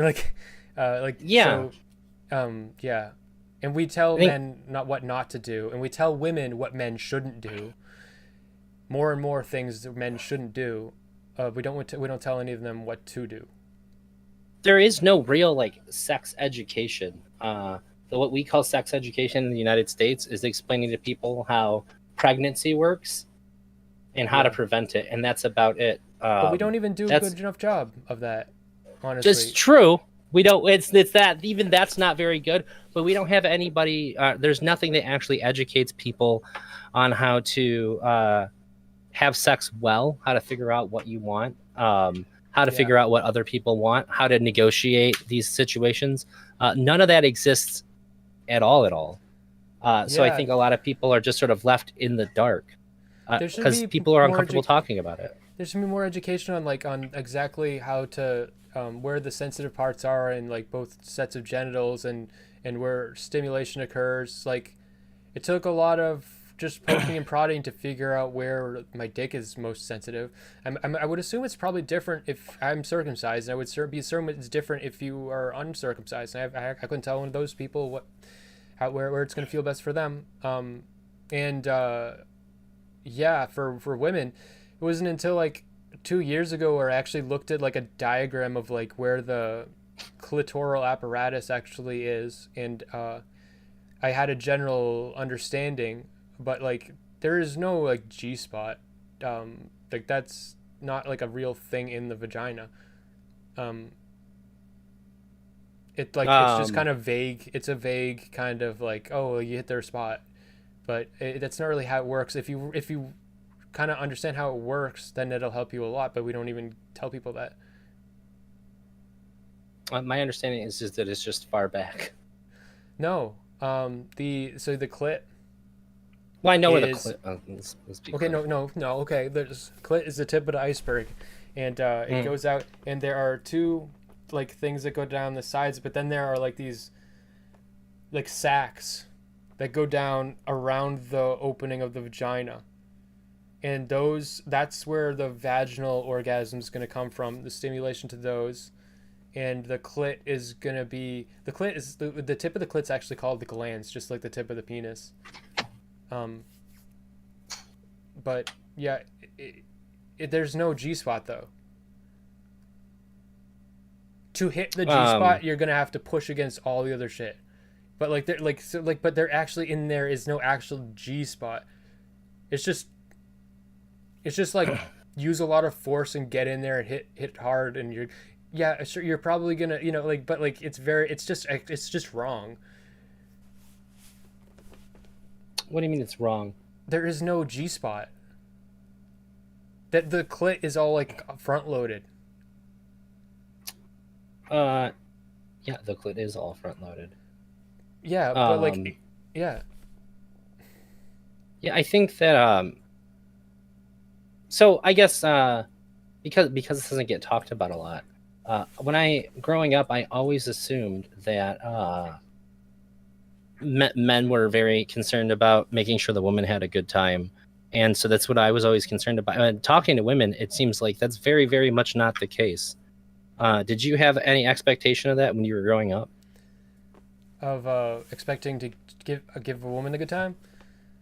Yeah, that was like the general thing that men strove for. Yeah, so much so that it ultimately completely perverted my sense of what sex is, such that my optimal idea of pleasure is total denial. So yeah, I've definitely experienced that to an extreme and internalized it quite a bit. Yeah, me too. And I found out later that most of the time guys just don't really give a shit. They're just like uh, very much focused on themselves, and then they dip. And I was just like, I had no idea that this was the general expectation that women have Yeah. of men because that's what's happening. I think growing up there was a lot of, I guess it came from me, but it was my ideas about how things worked that it was very, very, very important to be good at sex, like extremely Yeah. important. Yeah. Whether that came from like you had to have like a bunch of knowledge about what to do, you had to have like a huge penis. I had a friend who was like had a crippling fear of having a small dick, to where like he was like saving for penis enlargement surgery. And eventually, I just made my ex-wife. I was just like, you know what? Can you just like tell him if he has a small dick or not, so that he'll stop talking to me about it? Because it's like every day. And she's like, hey, man, you're fine. He showed her. She's like, you're fine. You have nothing to worry about. And he was just like, that's cool. She's being nice. I still have to save up for the surgery. I think it, for some people, I think it just like ruins their brain. Yeah, it's because it's such a central part of your life. in Yeah. experience as a living thing, and a lot of your psychology stems from that. Um, Yes. Yes, it does. And yeah, it particularly bothers me that we don't talk about the expectations that just sort of get put onto men as they're growing up in their teenage years, that if you're not good at sex, like you're going to be a failure. I was extremely worried about being bad at it. As a result, I didn't lose my virginity until I was 17. And I I didn't realized lose that it. Wait till later. I was like 23, 22. any particular reason. Um, for me, it wasn't. I just didn't know what the fuck I was doing with women. Nobody taught me how to talk to women. Like I got hit on by women, Mhm. but like I didn't know how to respond, and I just like multiple times I got like many times I got like hit on by women, but I would just chase women that weren't interested in me at all, and women that I thought were attractive would hit on me, and I'd be like, oh, that's great, and then I'd just fuck it up like immediately, and like return to hitting on women that had no interest in me. Um, and I learned like, yeah, there was no help there whatsoever. Yeah, I reflected back. There was my friend's sister wanted me to teach her how to play Yu-Gi-Oh cards, and I realized, like, as an adult, I was like, wait a minute, she never gave a fuck about learning how to play this card game. She was into me, Yeah, and it there was took a lot me of like those. 15 years later to realize, like, of course she didn't care about how to play this card game. She was willing to sit down and have me explain this fucking nerdy card game to her because she was Yeah, interested in me. And it after like 4 or 5 times of doing that, she realized I wasn't getting it and then moved on. I was like, I yeah. wonder why she stopped learning. She never really ended up playing. I wonder what was up with that. Like, oh, Here's the she thing: she didn't don't give a blame fuck yourself. about the cards. Don't blame yourself. Blame her. You know what? She pussied out. She pussied out because you weren't getting it. She should have fucking shot her shot. She should have fucking shot her shot. It's her fault that you've missed out. You know, she knew what Yeah, she yeah, I wish wanted. she would have been a lot more upfront. And looking back now, I could be like, it was so obvious. There was one time we were like literally in her room. I was explaining it like on her bed. Like I was in her bed explaining how to do it. Like that's how like Yeah. how much she was interested and not willing to just say like, hey, I'm interested. Yeah, there was also like a lot of competition from other guys. It's like so it was also like kind of like so I remember memory that kind of reminds me of what you said. But it has like a extra layer of drama and backstabbing. So there was this girl I had a really strong crush on, and it was because she kind of was into me too. And I remember like I saw like the way she was like dancing. She like moved her fingers like in a way, and I was like, wow, she moved her fingers like that. I like that a lot. And I told some of my friends that I was gonna ask her out at this one like party thing, and somehow she definitely found out because at this event she came over to me. She's like, do you want to talk about something, or is that this? She fucking knew, and it was obvious to me immediately like she knows, but it was just so many people there and it wasn't a good like setting, and I just didn't know how to emotionally handle that, and I didn't really know what I was doing, like what was I gonna say. Asking out isn't even a thing. Asking out is like, it's like you're just like ask you're just it's just be intimate with someone. There's no asking out. It's really the asking out is awkward if that's what you're doing. Just be intimate. Yeah. So I flubbed it, and I was like, oh, it's just too much people here, and I knew I was flubbing it, and she knew I was flubbing it when I did it. A week later, a close friend of mine, turns out he's been dating her for a week. So Oh. I had told him that I was gonna ask her out. He didn't tell me that they went behind my back and he asked her out behind my, and he never told me. And I had seen him every day, but of that week, and he had never told me. Why? Um, I don't know. Huh. That's kind of fucked up. Yeah. You sort of yeah, that's really weird. I had a weird encounter where I didn't realize it right away, but like right after she left, I was like, this chick like hit on me harder than anybody, and I told my friend about it. He was like, oh, are you sure it was her? And I was like, yeah, it's her. And then like he describes like, yeah, it's her. He goes, you mean like this guy's fiance? And I was like, what? It was a mutual friend of ours. And I was like, yeah. Um, and so I feel like I was in a similar situation, but at least the person I was talking to had the decency to tell me that there was already something going on there. I think it would have been a lot worse had somebody not said something to me. Are you still friends with that person? No. Good. No. Good. Absolutely. I had talked to her for quite a while, but eventually stopped because it was like she ended up like breaking up with him eventually, and then she became like religious or something. And it's a long story. But sure. I have another one. How do you feel about me? I have another one-ing. Is this gay men one-upping or whatever? No, this was me trying to let you know that I feel like I've been in the same boat. All right, I'm just dumping out these stories. Hopefully, these will be helpful for someone. Another one I have, per senior prom, like one of like the really hot girls was like, Seth, do you want to go to prom with me? Because I don't have anyone to go with, and I'd go with you. And like to my face.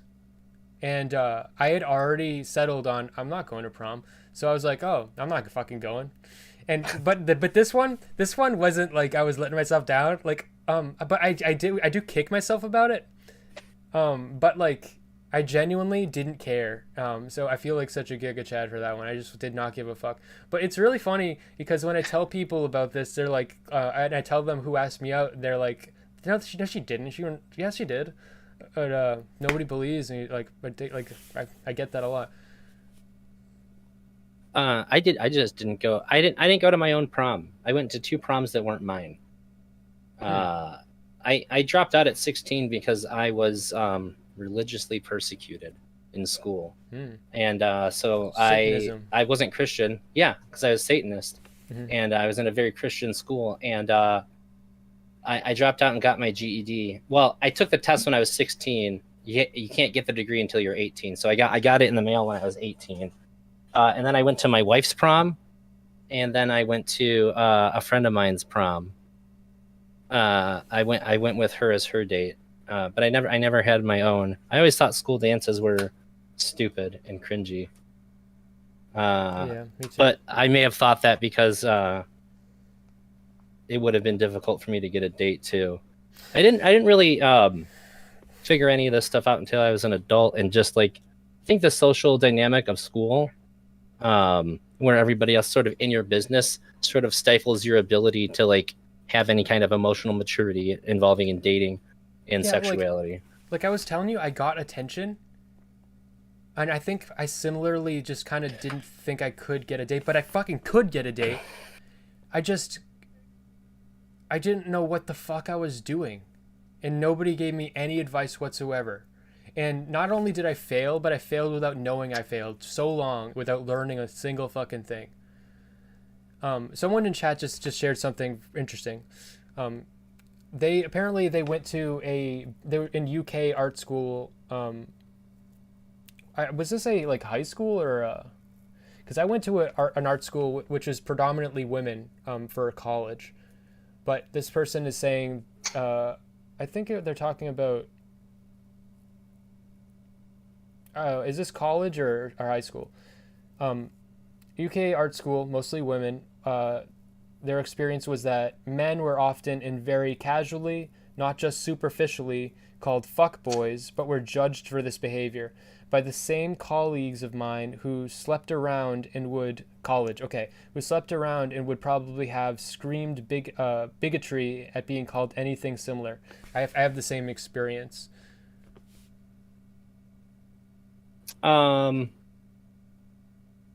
And I did the same thing in college that I did in high school too. I got so many opportunities and women were interested, and I just fucked it up. I didn't understand they were interested, and I did understand they were interested. Actually, I always understood they were interested. I just didn't know what the fuck I was doing, and I didn't know how to accept it.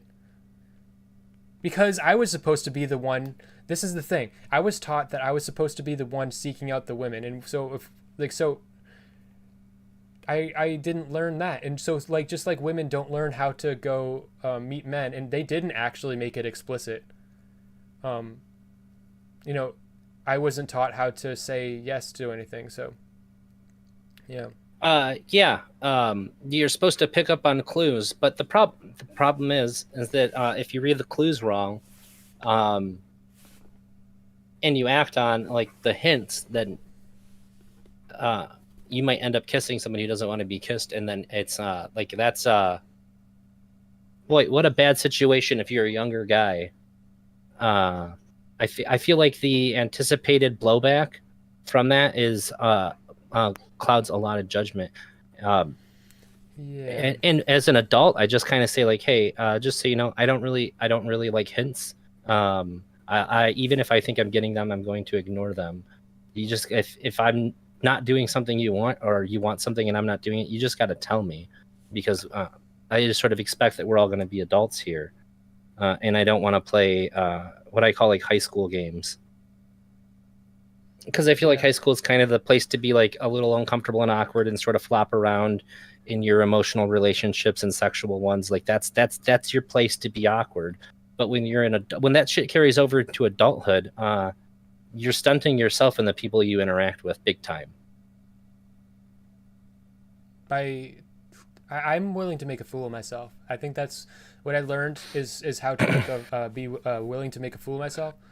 So all the way through art school, I didn't get laid a single time. And like this person just said, as one of the few guys in art school, you always get a lot of attention. I didn't take advantage of it too, much because most of the people there were unbearable. For me, it wasn't a lot of it was unbearable, but also I got like stigmatized, like just like you said, and so then there was like rumors about me at some point, and I think I guess this must be like common, and I just did not know what I was doing, and then it took fucking Tinder for me to learn how to fucking hook up with people, and then I had to reverse engineer it. So Tinder put it fucking plain and simple for me, and then I had to reverse engineer Tinder to figure out how to fucking like flirt with people in real life.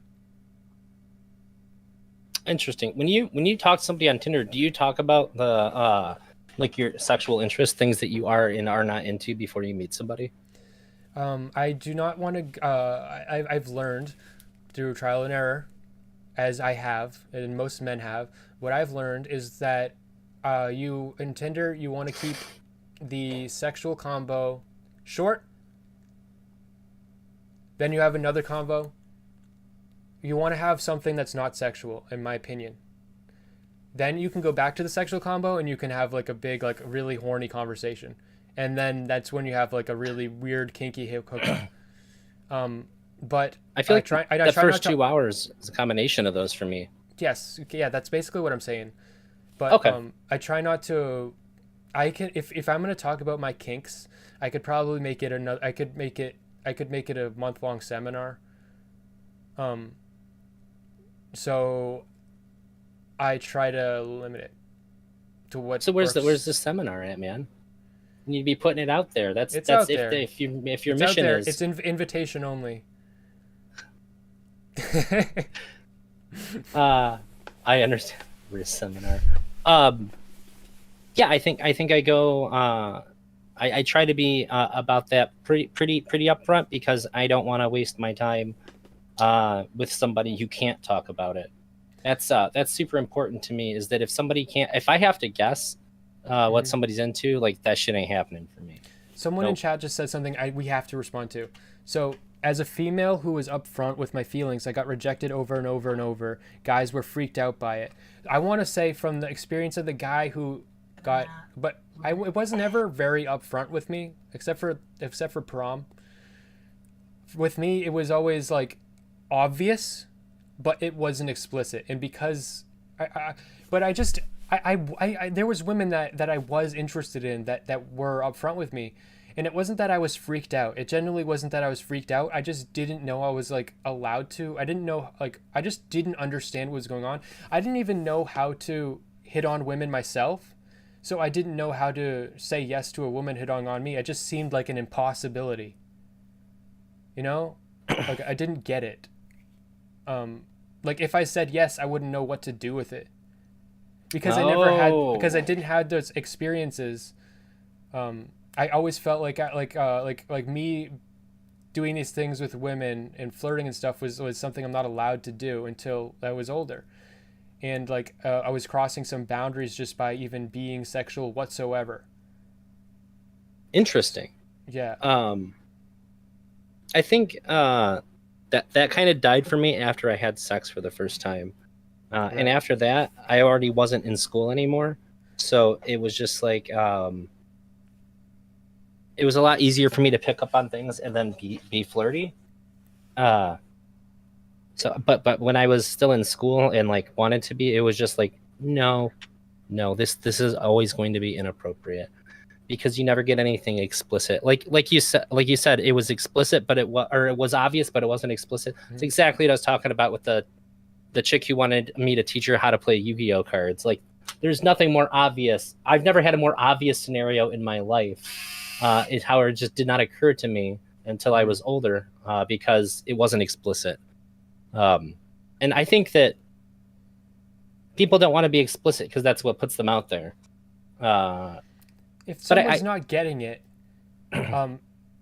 something you got to learn as a guy, I think. If someone's not this is hard for guys. This is one of the really super high level flirting techniques, because if someone's not getting it, either they're pretending not to get it because they want you to stop, or they actually don't get it and they might say yes but they haven't gotten it yet and you need to fucking go. So I've learned I don't even play that game. I just embarrass myself immediately.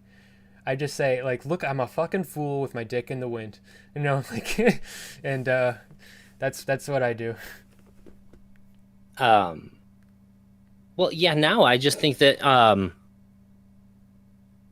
after having so much life lived, I just feel like there's nothing that's going to happen between me and somebody I'm interested in that's going to be more embarrassing than I have like already experienced. So I don't really give a shit.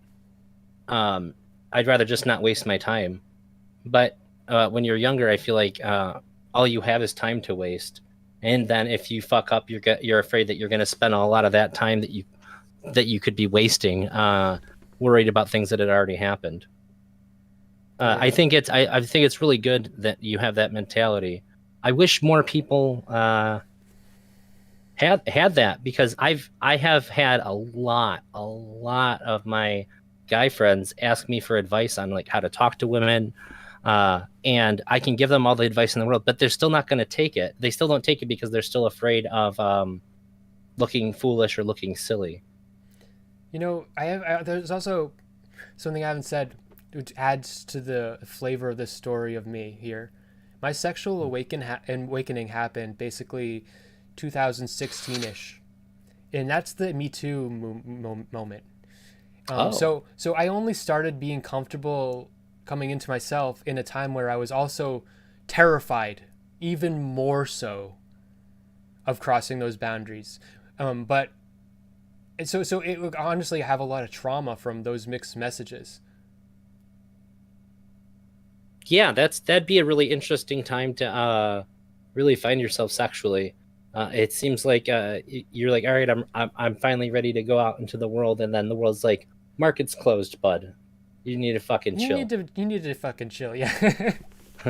But I could almost see that as a motivating factor then too. Like, well, if it's gonna be bad no matter what, I might as well just do what I think. It's not like the Me Too movement was completely bad. It just came with a lot of like, so there's just constantly these messages of telling men that they're doing things wrong, and you can't flirt at the gym anymore, you can't flirt at the grocery store, you can't flirt at the gas station, you can't flirt anywhere, you have to be at the bar, you have to be on Tinder, less, and Everything you're doing is wrong. How dare you make anyone uncomfortable? Even if she feels uncomfortable in retrospect and that she wasn't uncomfortable at the time, it's all your fault. It's all your fucking fault, you piece of shit. And so, yeah, I was like terrified of women for that. And even in my most intimate times, I was like, you're also secretly my enemy and you might kill me. You know what I mean? Like, you might fucking ruin my life.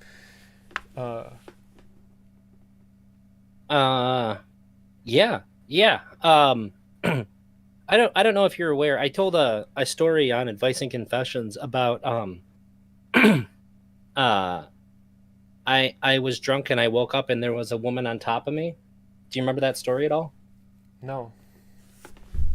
So it was one of the first times I drank in my life. There was like a big festival going on in my town, and it was like cheap rum, and it was daylight out, and somebody talked about there being fireworks later, and then all of a sudden I was upstairs at my buddy's house, and this chick was on top of me making out with me, and I'm not like fully like aware, and I thought it was like my girlfriend, because like I don't even know where the fuck I'm at, right? And I sort of realized that it's not her, like later on in the story, but like we're making out, and like I kind of like try to make a move, and like I put my hand in her pants. She's like, no. I was like, okay, that's fine. And like we're making out more, and I like it gets like heavier. You know, like when you're making out with a woman, like there's like levels and things like amp up. Like the pushing and grabbing and stuff gets a little bit more aggressive. So I was like, oh, okay. And I went and I tried to go for it again, and she was like, no. And I was like, okay. And then like 2 minutes after that, it sort of clicked in my brain, like, this isn't her. Like, I really can't see anything either. I was like, this isn't her. Something really weird is going on. And so I kind of just like, and not in a like aggressive way, like I push her off of me so that I can get up and see what's going on. And I look to my left, and my buddy's having sex with his girlfriend in his bed, and I'm on his couch and I'm in his room, like, what the fuck is going on here? And then I see her, and I was like, well, what the fuck is going on here? And I got really freaked out, and then I left. And and then the next day, my friend told me that the chick that was on top of me told her that I tried to rape her. And I was like, wait, what? That's not what happened at all. And her best friend, who was there with us, was like, hey, you need to stop saying that I was there. That's not what happened at all. And like that didn't come back on me at all, but like that really fucked up how like I thought about interacting with women moving forward. And it bothered me for like a really, really long time. And actually talking to Mr. Girl and talking to my therapist about it made me feel a lot better about that situation. So it was essentially where like I was in a situation where I was too drunk to know what was going on. Something bad happened to me, and I was made to feel like maybe I did something wrong. Even though I didn't feel like I did anything wrong, that like because she thought that or said that even, that I had done something wrong. Mm-hmm. And I think that really painted how much more careful I was with women in the future. And now too, like I think like 2 weeks later, my girlfriend tried to like mess with me while I was sleeping, and without being aware of it, like I threw her right off the bed. Like my defenses were up that strongly, to where I was like, you cannot wake me up for sex.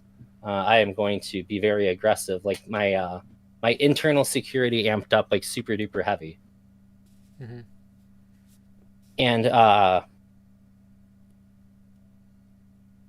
I don't think that it wasn't like around like the Me Too thing, but like as I got older and I seen that stuff happening, I was just like, I think that sort of informed me even more. I was like, well, maybe I did do something wrong by even trying then at all, despite the fact that I was the whole situation was very confusing for me, having like waking up into that and all that. But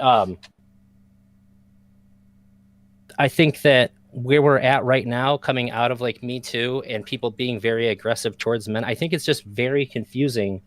It must be very confusing for young men to really have a clear understanding of what their role is, what they should be doing, and what onus is on them to take responsibility for the interactions that are happening between two people. So a lot of the messaging is that it's always on the man. Everything that happens is the man's responsibility, and like that can't be the case. Yes, it just can't be. Yeah. Like, so yeah, the whole thing is orchestrated, conducted, and it's all the product of the man. Everything that happens, I that's just the opposite of empowering women in reality, uh, and that's not to say, um,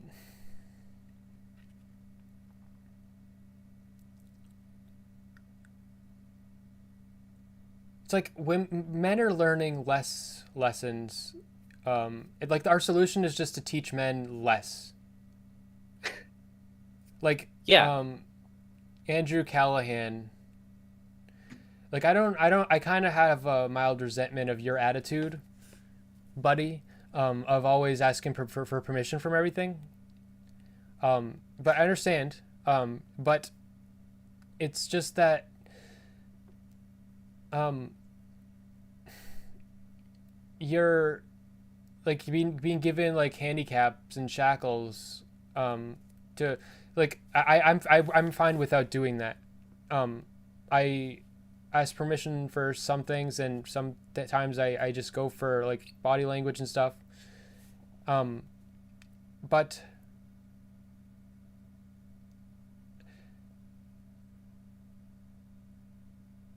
don't do this, don't do this, don't do this, don't do this, don't do this. We're constantly told what all these things not to do. Don't be a sex pest. Don't push too far. But also we learn that we have these experiences where like women weren't explicit with us, and we actually should have pushed further, and we never know like we're just put in between a rock and a hard place. We don't know what we're doing. It's constantly a state of terror, and we feel like we're monsters for being sexual at all. Yeah. I think it happens a lot. And I do generally practice threshold consent where I ask before I do the first thing ever. But I could imagine a scenario where I didn't have to. But if I'm being placed in the role of having to be the dominant, assertive person, that's sort of my my pushback on that. Like, if I'm going to be the dominant, assertive one, then you need to tell me that this is what you want, then, because I don't want to be in this spot all the time. I want you to be more aggressive and more of the dominant one. So it's I want to share that responsibility, and I can't think of a better way to enforce a sharing of that responsibility. Well, I'm not thinking of I'm not thinking of like a BDSM kind of thing. I'm just thinking like going in for a first kiss. For me, Yeah. like I'll go for it, and then I might not even reach the lips, or like I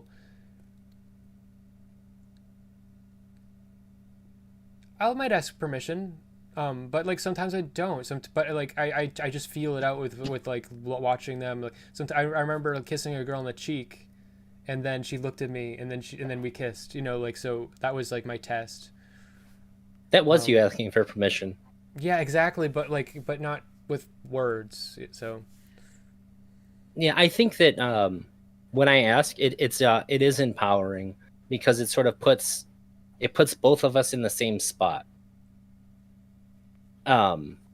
Whereas instead of like both of us wondering like what's going to happen, or like where the other person's at, like I'm telling you where I'm at, and now you have to tell me where you're at, instead of playing like weird games with me. mm-hmm. I think this might actually be a product of my resentment of the what's the fucking word, of like the situation that people are in when they're dating, or like on that first date. Yeah, of the dynamic. Yeah, I really do resent it. I really wish that I guess I never feel like I'm in a position to give hints. Not that I'm a fan of them anyways, but I don't think that if a guy drops hints, I don't think that it matters. It's just going to be taken as like, well, it's not her hint, so it's just not really relevant. Dropping hints doesn't matter because women often are so bad at setting boundaries in the first place that a hint is not nearly enough for them to set a boundary. Like, I often have to set boundaries for women myself, and coming into my sexuality and during the Me Too movement, I was doing a lot of fucking caretaking, setting boundaries for women, being super careful. And now I've settled on, if a woman cannot set her own boundaries, she cannot get the dick. Like, get the fuck out. Like, I'm not playing this game. I don't have fun doing this. I mean, I can't get hard doing it. So yeah. Sure. I actually had a big problem with that. I no longer so like setting boundaries for somebody else is an imagining their boundary and abiding by the boundary that you imagine. Yeah. Well, no. Well, Then it's what do like you mean? it's like, so they're not gonna say it themselves. So every single thing I do is kind of like, well, do you want your boundary to be here? Do you want your boundary to be here? Do you want you to? But like you said we should go this far, but are you really sure? Like, because I tried it and you seemed to, so maybe we should pull the boundary. Let's pull the boundary back for you. Let's move that around, and we'll kind of, I'm just like, the whole time it's like, like like Yeah, that sounds like you're imagining where their boundary is for them. I'm testing, Like, and 'cause I'm trying to get feedback, and I'm setting them, like, so I'm holding myself back a lot, and I'm really not paying attention to myself the whole time. I guess you could say imagining, but I think I'm observing. Well, sure. Yeah, you're imagining based on your observations. I don't mean to load that up with like you have no clue what's going on. Yeah, I had a big problem with that, and now I don't respect boundaries that I'm not to be made aware of.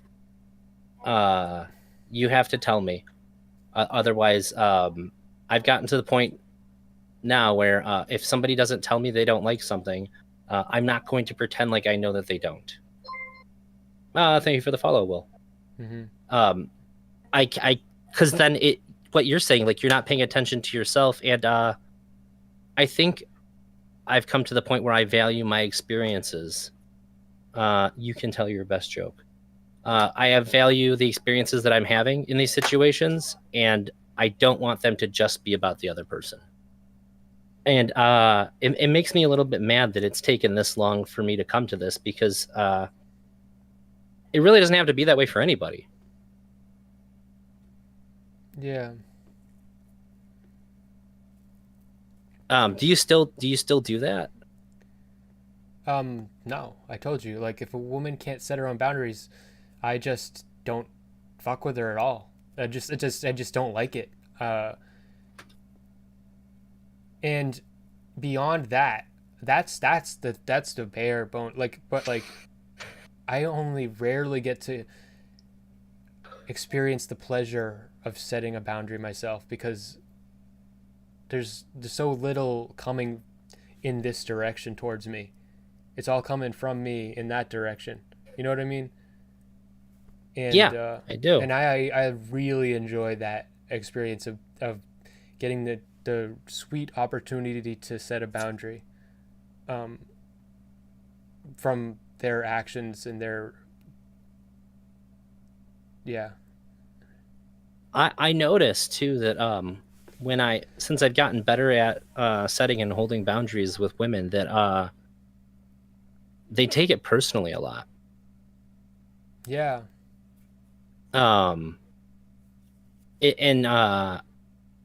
It sometimes it feels like when you do that too, the reaction that you get sort of makes it feel like you're doing something wrong. And I think it's important to remind yourself that what you're doing is correct, because I think it's hard to set boundaries with somebody that you're emotionally or sexually interested in to begin with. And then if you get like some kind of weird pushback, it's very hard to not go, well, what's wrong with me then? Why am I love to make you feel like there's something wrong with you during sex? I don't like, know if that's it feels like a defensive thing, because they don't want to feel like there's something wrong with them, so they put it onto you. Well, the whole experience is on your shoulders. You're supposed to make them come. You're supposed to make yourself come. You're supposed to get hard. You're supposed to take care of their boundaries. You're supposed to, my boundary is, like, if you make me feel uncomfortable for not getting hard, then, like, you're the problem, and you're why I'm not. You're right. You're absolutely right. your fucking bullshit that you're putting on me, like, oh, it's like why aren't you hard, huh? That's why I'm not hard. So bye. Either you can just get over it, or stop, like, go away. Yeah, I think that's why when I was younger, I preferred older women. When I was 22, I married a 39-year-old woman. Mm. I never really had to guess what was up, and I think the first time her and I had sex was because like I grabbed her ass and she was like, "Don't start something you're not willing to finish," and I was like, "All right," and then it was just like right there in the kitchen. That was while not being like wholly explicit, it was very, very clear to me what was going on. And I never really had that with anybody who was like my age. Because she was, as you described, she was a person who knew what she wanted. And so I really didn't have any like I never had to feel like I had any hangups or like there was anything like weird going on. If she wanted to have sex, it was very much clear that she wanted to have sex. Whereas when I was in my early 20s, any of the women my age would just kind of be like, wait for it to happen. Like all you really get is like pressing their butt into you while you're trying to sleep. Kind of Something deal. I've experienced a lot, which I think goes against what we believe to be true, is women in relationships actually seem to want sex a lot more than I do. Yeah. And like we pretend like it's like the other way around, but also like the fact, like the boner thing, it just goes so deep because like to be that dildo for her, you have to kind of relinquish. Look, women can jerk off all, they can fucking masturbate all they want and still perform for you, but like if you want to have like the healthy boners for her and everything, then you're gonna have to like sacrifice your intimate time with yourself just so that you can please her, just so you can get hard more, you know, be ready. Sure. Yeah, I kind of understand that. Uh, I like jerking off. yeah, I know what you mean. I get a lot of I really enjoy jerking off. There's this thing. It's like I could write a book about it, like a cult, sex cult book, but like I there's like jerking off like more than like 3 times in a day. It's diminishing returns. But True. if you really focus though, the fourth time and the fifth time, you can get off, and the now what the distinguishing factor is, any anxiety or any stress or any distractions that you have, that's the thing that gets between you and getting there, and you can clear your mind, and then you can actually get there pretty quick, and you can get there pretty strong, and it becomes like a self, you're now analyzing your own self and trying to heal yourself actively, and that has been a very healing thing for me. And if I'm in a committed relationship with a woman that wants to use me as a dildo all the time, I'm never going to do that. You know what I mean? Like, Yeah, I don't like that. When I was with my ex-wife, one time she was drunk and she came out of the kitchen and said, "I want some dick," and I've never wanted to give somebody my dick less in my life. It was it was like for somebody who was always very upfront and like very obvious to me, communicated very well when they wanted to have sex. I was just like, you don't want to have like we're not if I have sex with you right now, we're not having like a connection between us at all. You're literally just wanting to use me as a dildo, and I don't think I want to do that. And I told her no. She got big mad. She was real pissed. But I didn't. yeah. Yeah. But you know what? You know what I would actually appreciate though. This would solve the whole thing, and not the whole thing, but this would solve a lot. If I don't know, tell me if I'm right. If in that case, if she answered you by saying, "Yeah, I want to use you as a dildo. I really do." Like if she admitted it and owned it, that would be hot, right? Yeah, probably. Yeah. I think Yeah. it was just very like it was almost like a mean demand. Like she was angry that it wasn't. I don't know. Yeah. But if she turned it into something more like sexual, something more exciting, like a scenario, then yeah, it would have been fine. But it just really wasn't like that. Yeah. Because I think I'm the kind of person I can, in a sexual situation, I can probably make anything sexy for me. Well, I can take an angle. I feel like it's always that. Oh yeah, I definitely can relate to that. But I feel like it's like even if she wants to use you as a sex object, she wants to frame it as you using her as a sex object. So like a woman often can't admit to you and to herself that she is objectifying you and wants you for her physical pleasure. She's like, take me, like. Uh, yeah, that was probably some of the context to it, because sometimes she would get mad if it, like, on the fifth time of asking, I was like, I don't really think I can right now. We just had sex like 3 times in the last 2 hours. She'd be like, well, you're 22. You should be ready to go like that. So I think they had a lot of context too when she was just like, I want some dick. And I was just like, no, I don't think I want to. This isn't, Yeah. It wasn't good.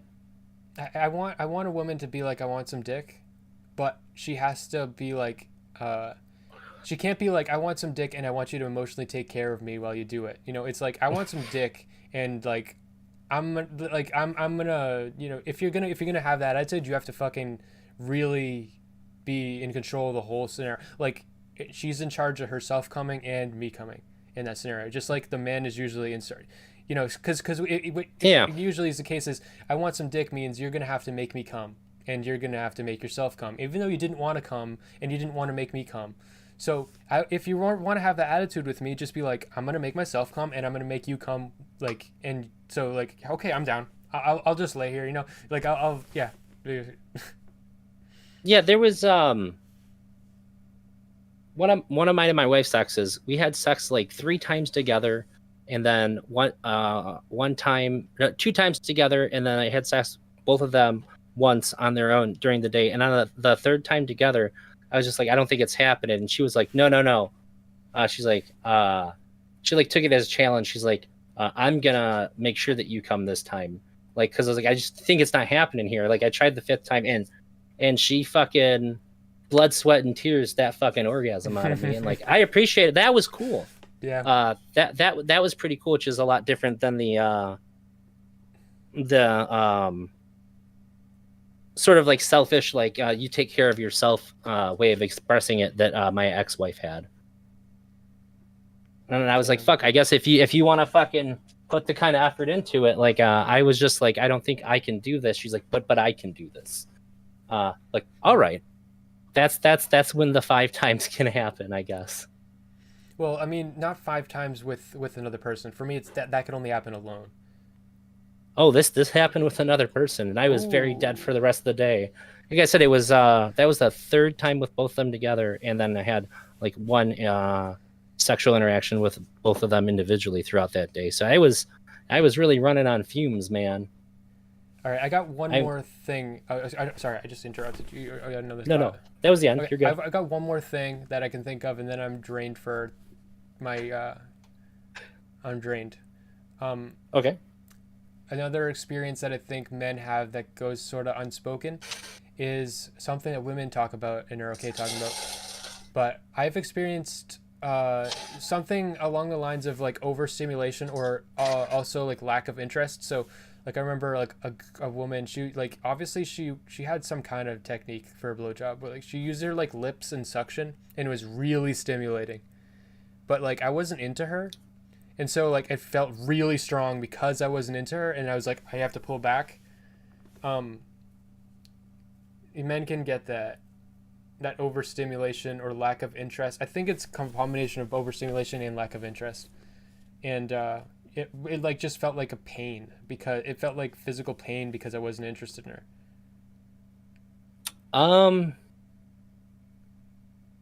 I might have had something akin to that. I guess, why were you in this situation if you weren't interested in her? Maybe that'll help me understand. Oh, okay. Well, this story starts on Tinder. This story starts on Tinder, and there's this pretty Asian girl that I matched with on Tinder, and I show up and I like looking around, like I see some way different looking and much less pretty and much like very different, less pretty girl that she's Asian, and I'm like, that's obviously not the same girl. Lo and behold, it turns out that, oh yeah, I just I Google Asian girl and I picked the first result and then I used that. Oh, But I didn't really know how to like deal with that, and I was like, oh okay, okay, and then it just kept playing it along like the rest of my Tinder dates because I didn't know that's where I was learning how to fucking talk sure. to women, and so she absolutely, it was very rapey, because I was not really actively consenting. I just was zombie mode, and yeah, it got all the way into the bedroom. It got all the way into that, and I mean, she didn't tell me. I was the one who made all the moves because I was doing everything I always did.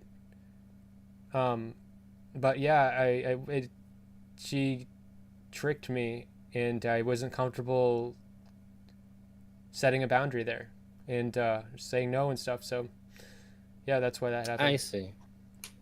Um, huh. That maybe it's not too similar. I I hooked up with this chick like maybe like 20 times, and like we had a cool thing going, and then we decided to date each other.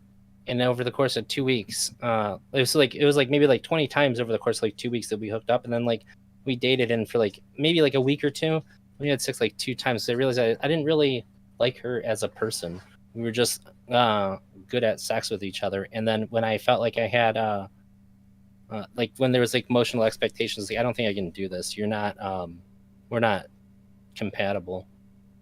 She said something that just sort of made me be like, we can't actually date. Her friend and I were watching a documentary, and she's like, I hate learning. And I just sort of like realized like you and I are good for each other if we just want to have sex, but we can't have a relationship. We are vastly different people, and I think it just turned me off. Like when there was the emotional element, we couldn't sleep together anymore. And when we broke up, then it was like, okay, we can sleep with each other again. And I never really had that before. I thought that's maybe where you were going with it. No, this girl, there's a little bit more. She was about her visa for school because she was from China, and her visa for school was ending, and she had just broken up with her boyfriend, which was going to be her kind of way of staying, and so she also had a high pressure on herself to kind of get into another relationship. Oh, She really put that all on me. Yeah. that's a lot for a first date. Yeah, she stayed the night. We cooked. One thing I really hated about her is that she's from China, but she was so unadventurous. Like we were in Boston, where you can get great food from anywhere in the world at your fingertips, and she was absolutely not down for any food except Chinese food, like not like quote unquote Chinese food, but like food like from China, that like Chinese. Oh, sure. Yeah, like so like it's like we could have anything, Yeah. and like that's you won't eat anything but the thing from like that you're used to from the place. Like that's just like that was like what the fuck. Like I want to show you like I want to show you like the world of flavors, but like it's I've had that before too, and then whatever.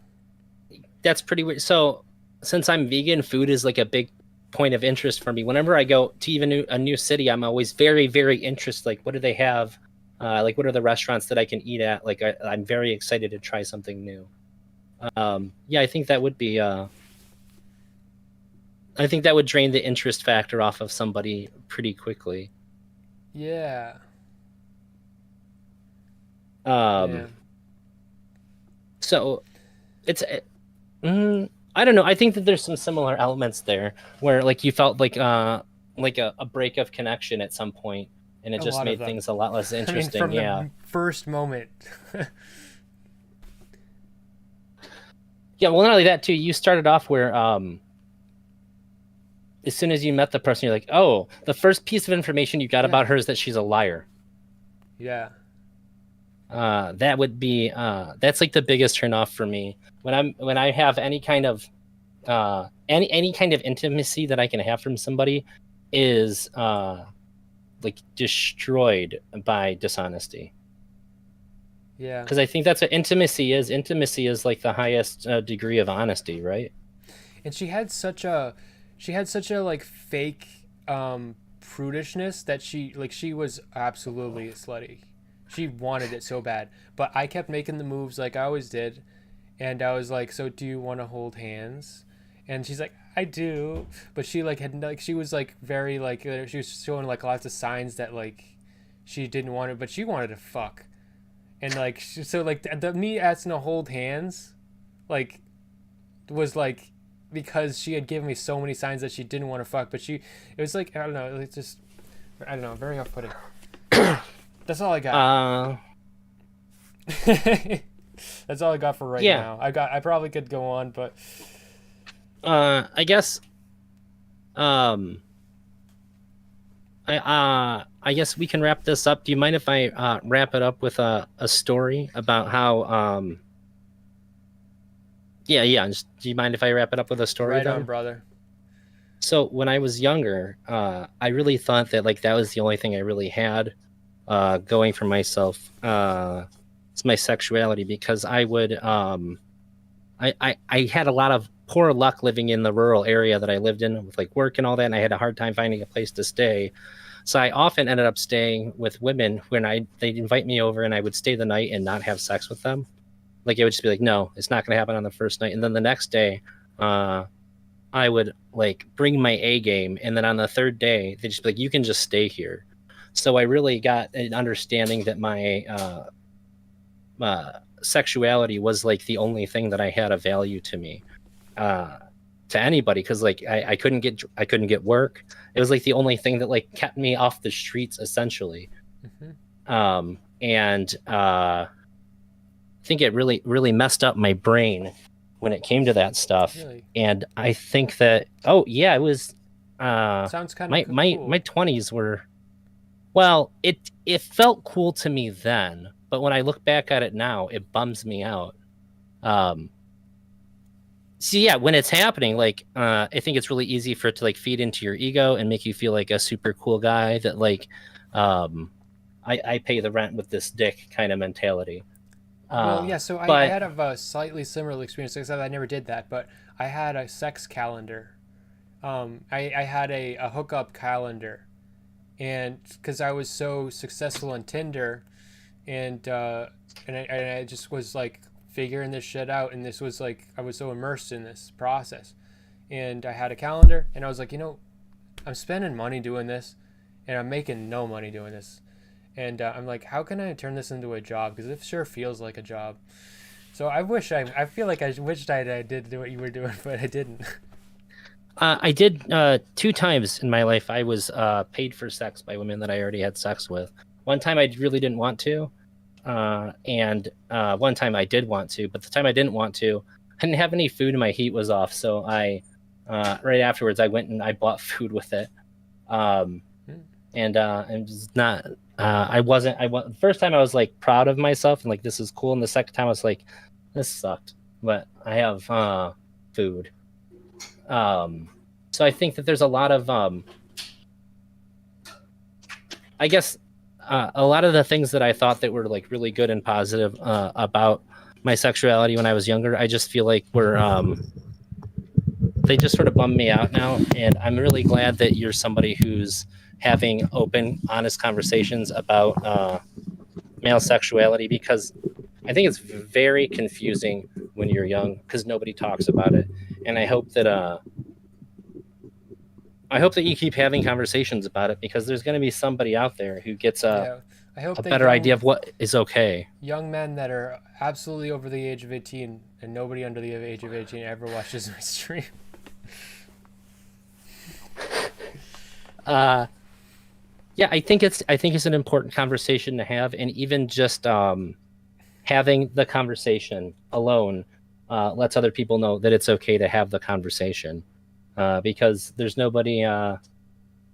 I don't think anything bad's going to happen from this conversation. I hope that we're setting an example that you can just talk about yourself and your sexuality and your sexual experiences without it being something bad, without it being a competition, No, what we need, and without it being something to be ashamed of. but the thing that would heal it more is if you were talking to me and I was a woman. Imagine how much more profound that would be. Or like if yeah, to for Yeah. a woman to be asking you questions about this and like trying to learn, because I think that men need to learn these lessons too, but women need to learn these lessons so they can, like, it's not that the men need to learn the lessons alone in isolation. The women, okay, with like the gym story of don't look at women in the gym. You're telling men not to do that, but you're also telling women that if men look at you in the gym, they're disgusting. So you're not just telling men something, you're also telling the women another thing. So Yes. yeah, so I think it's both sides need to hear it, that kind of thing, and that we need that interest from both sides. Women don't have that interest. There's no reason for them to have it. That makes a lot of sense. And I know, like you said, you're like drained out. I just want to point out something that you said that I think is important. You said that imagine if you were a woman and we were having this conversation. I think that when I told my girlfriend I was going to do this stream, said I think it's interesting and important because men don't talk to each other honestly about their sexuality, and they sure as fuck don't talk to women honestly about their sexuality. So I think that this conversation is valuable, but there's even more value if men talk to women openly about their sexuality, because I think that loads even more stupid bullshit onto the conversation that keeps it from being honest and open. Yeah, I want And to hear. I hate it. I want to hear the questions a woman has for me, or like I want to have that back and forth sort of thing. It. I mean, It would be good. I'd watch it. It's the prelude to sex, basically, I guess. But do I have? If it but when it's the prelude to sex, I think that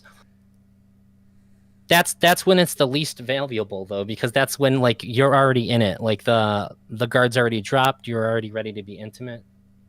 So there's not going to be so much learning. It's more or less like we're trying to get to the goal here.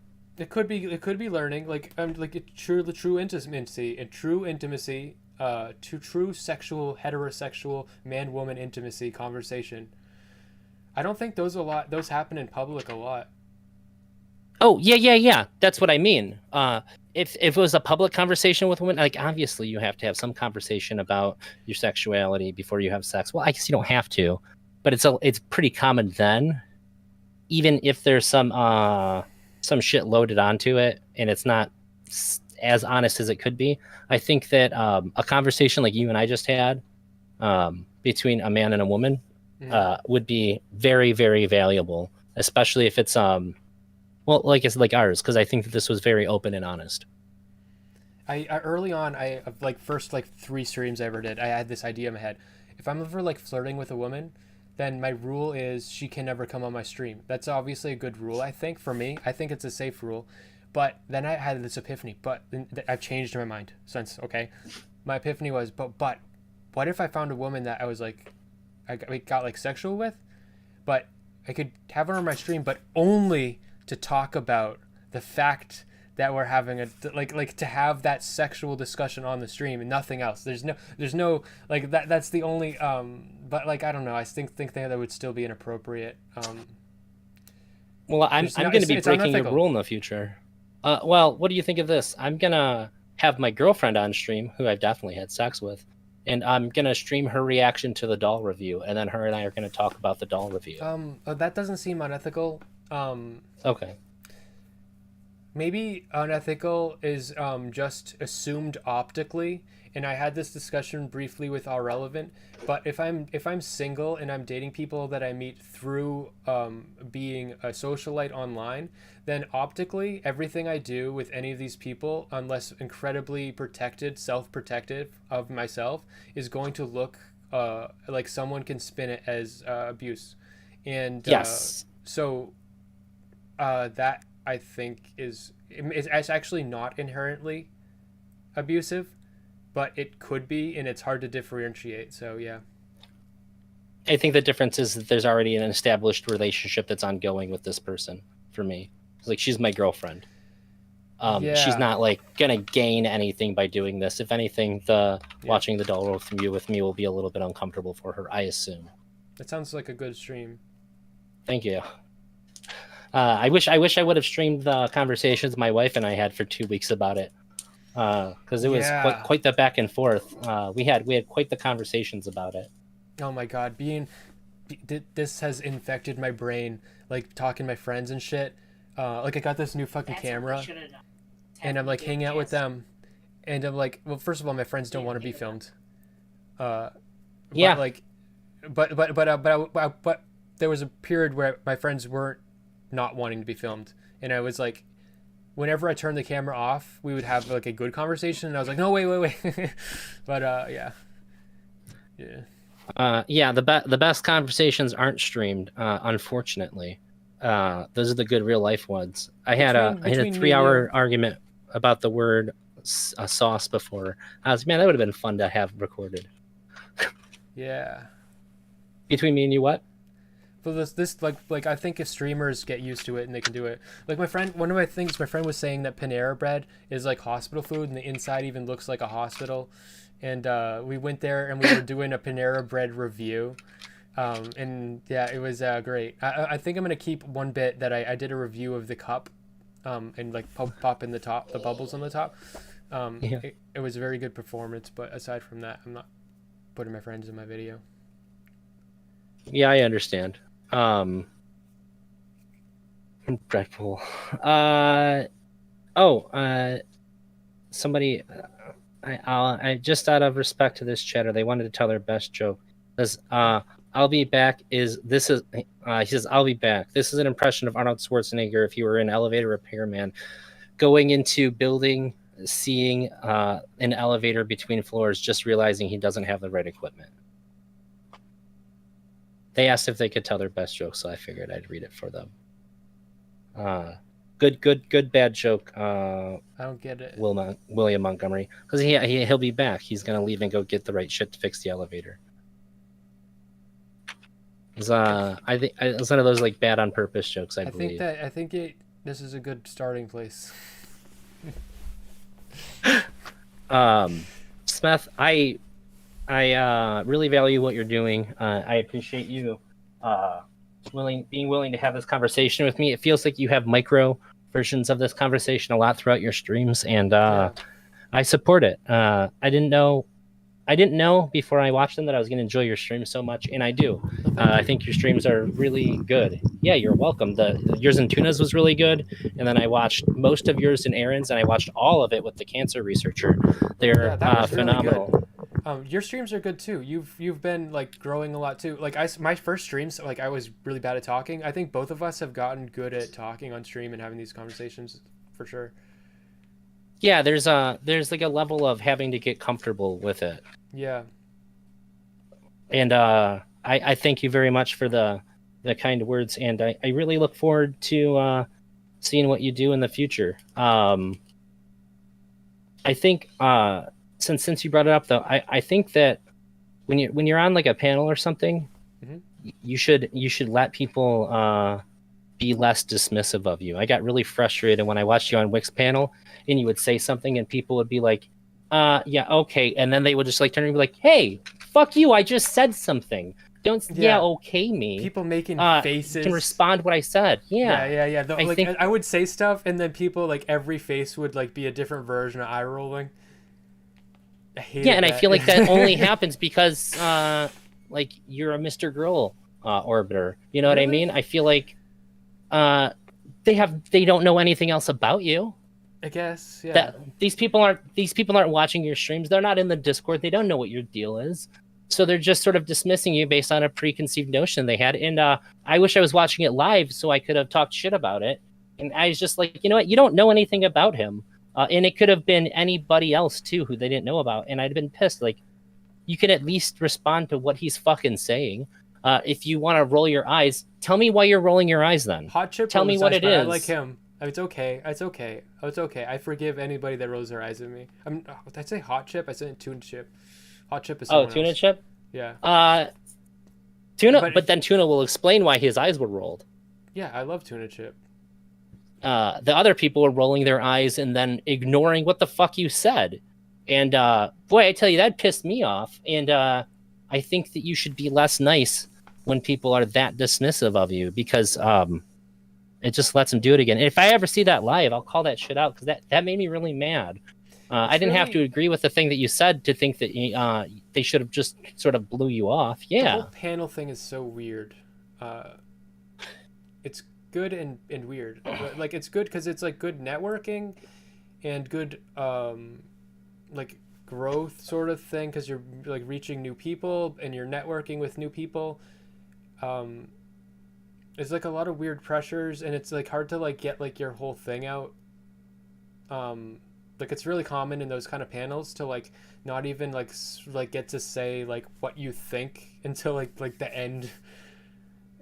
You know? Yeah, it took me a while to feel comfortable, because like people would interrupt me and stuff, and that's why I'm.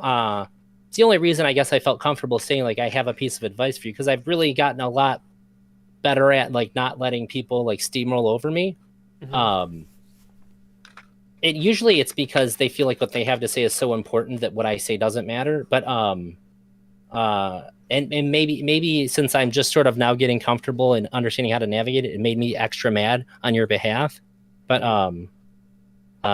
you have interesting points to make, and even if what you're saying isn't correct or you're wrong or whatever, you're there for people to tell you why you're wrong then. Yeah.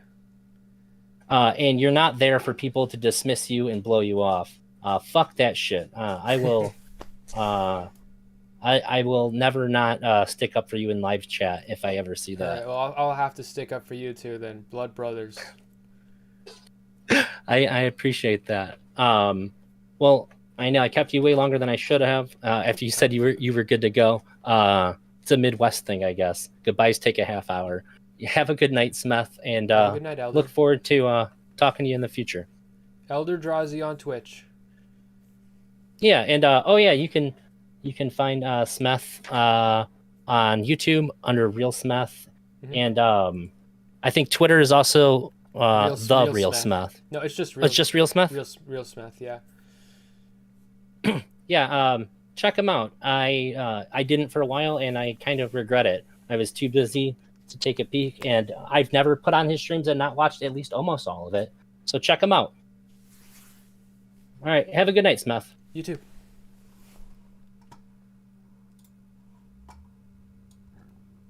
All right. On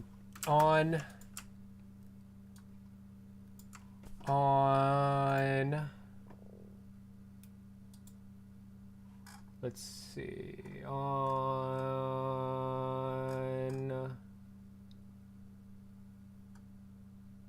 tomorrow, on Monday, no, excuse me, on Tuesday, the 24th at 3 p.m. EST, Eastern Savings Time, New York time, the time of the Big Apple. I'm going to be speaking with Johnny Scarlett about Chris Chan. Be there or be square. I'm going to get some advice from someone who is invested in the topic about what is important for me to talk about as far as the things that the trolls did.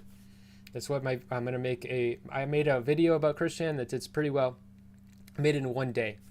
I have a lot more to say, and I'm gonna go extremely in depth with my fancy new camera, and I gonna do a good job. And I want to hear from other people what they think is important for me to talk about. Be there, be square, Tuesday, 3 p.m. EST. Johnny Scarlett. See you there. Smeth Heads. Peace out.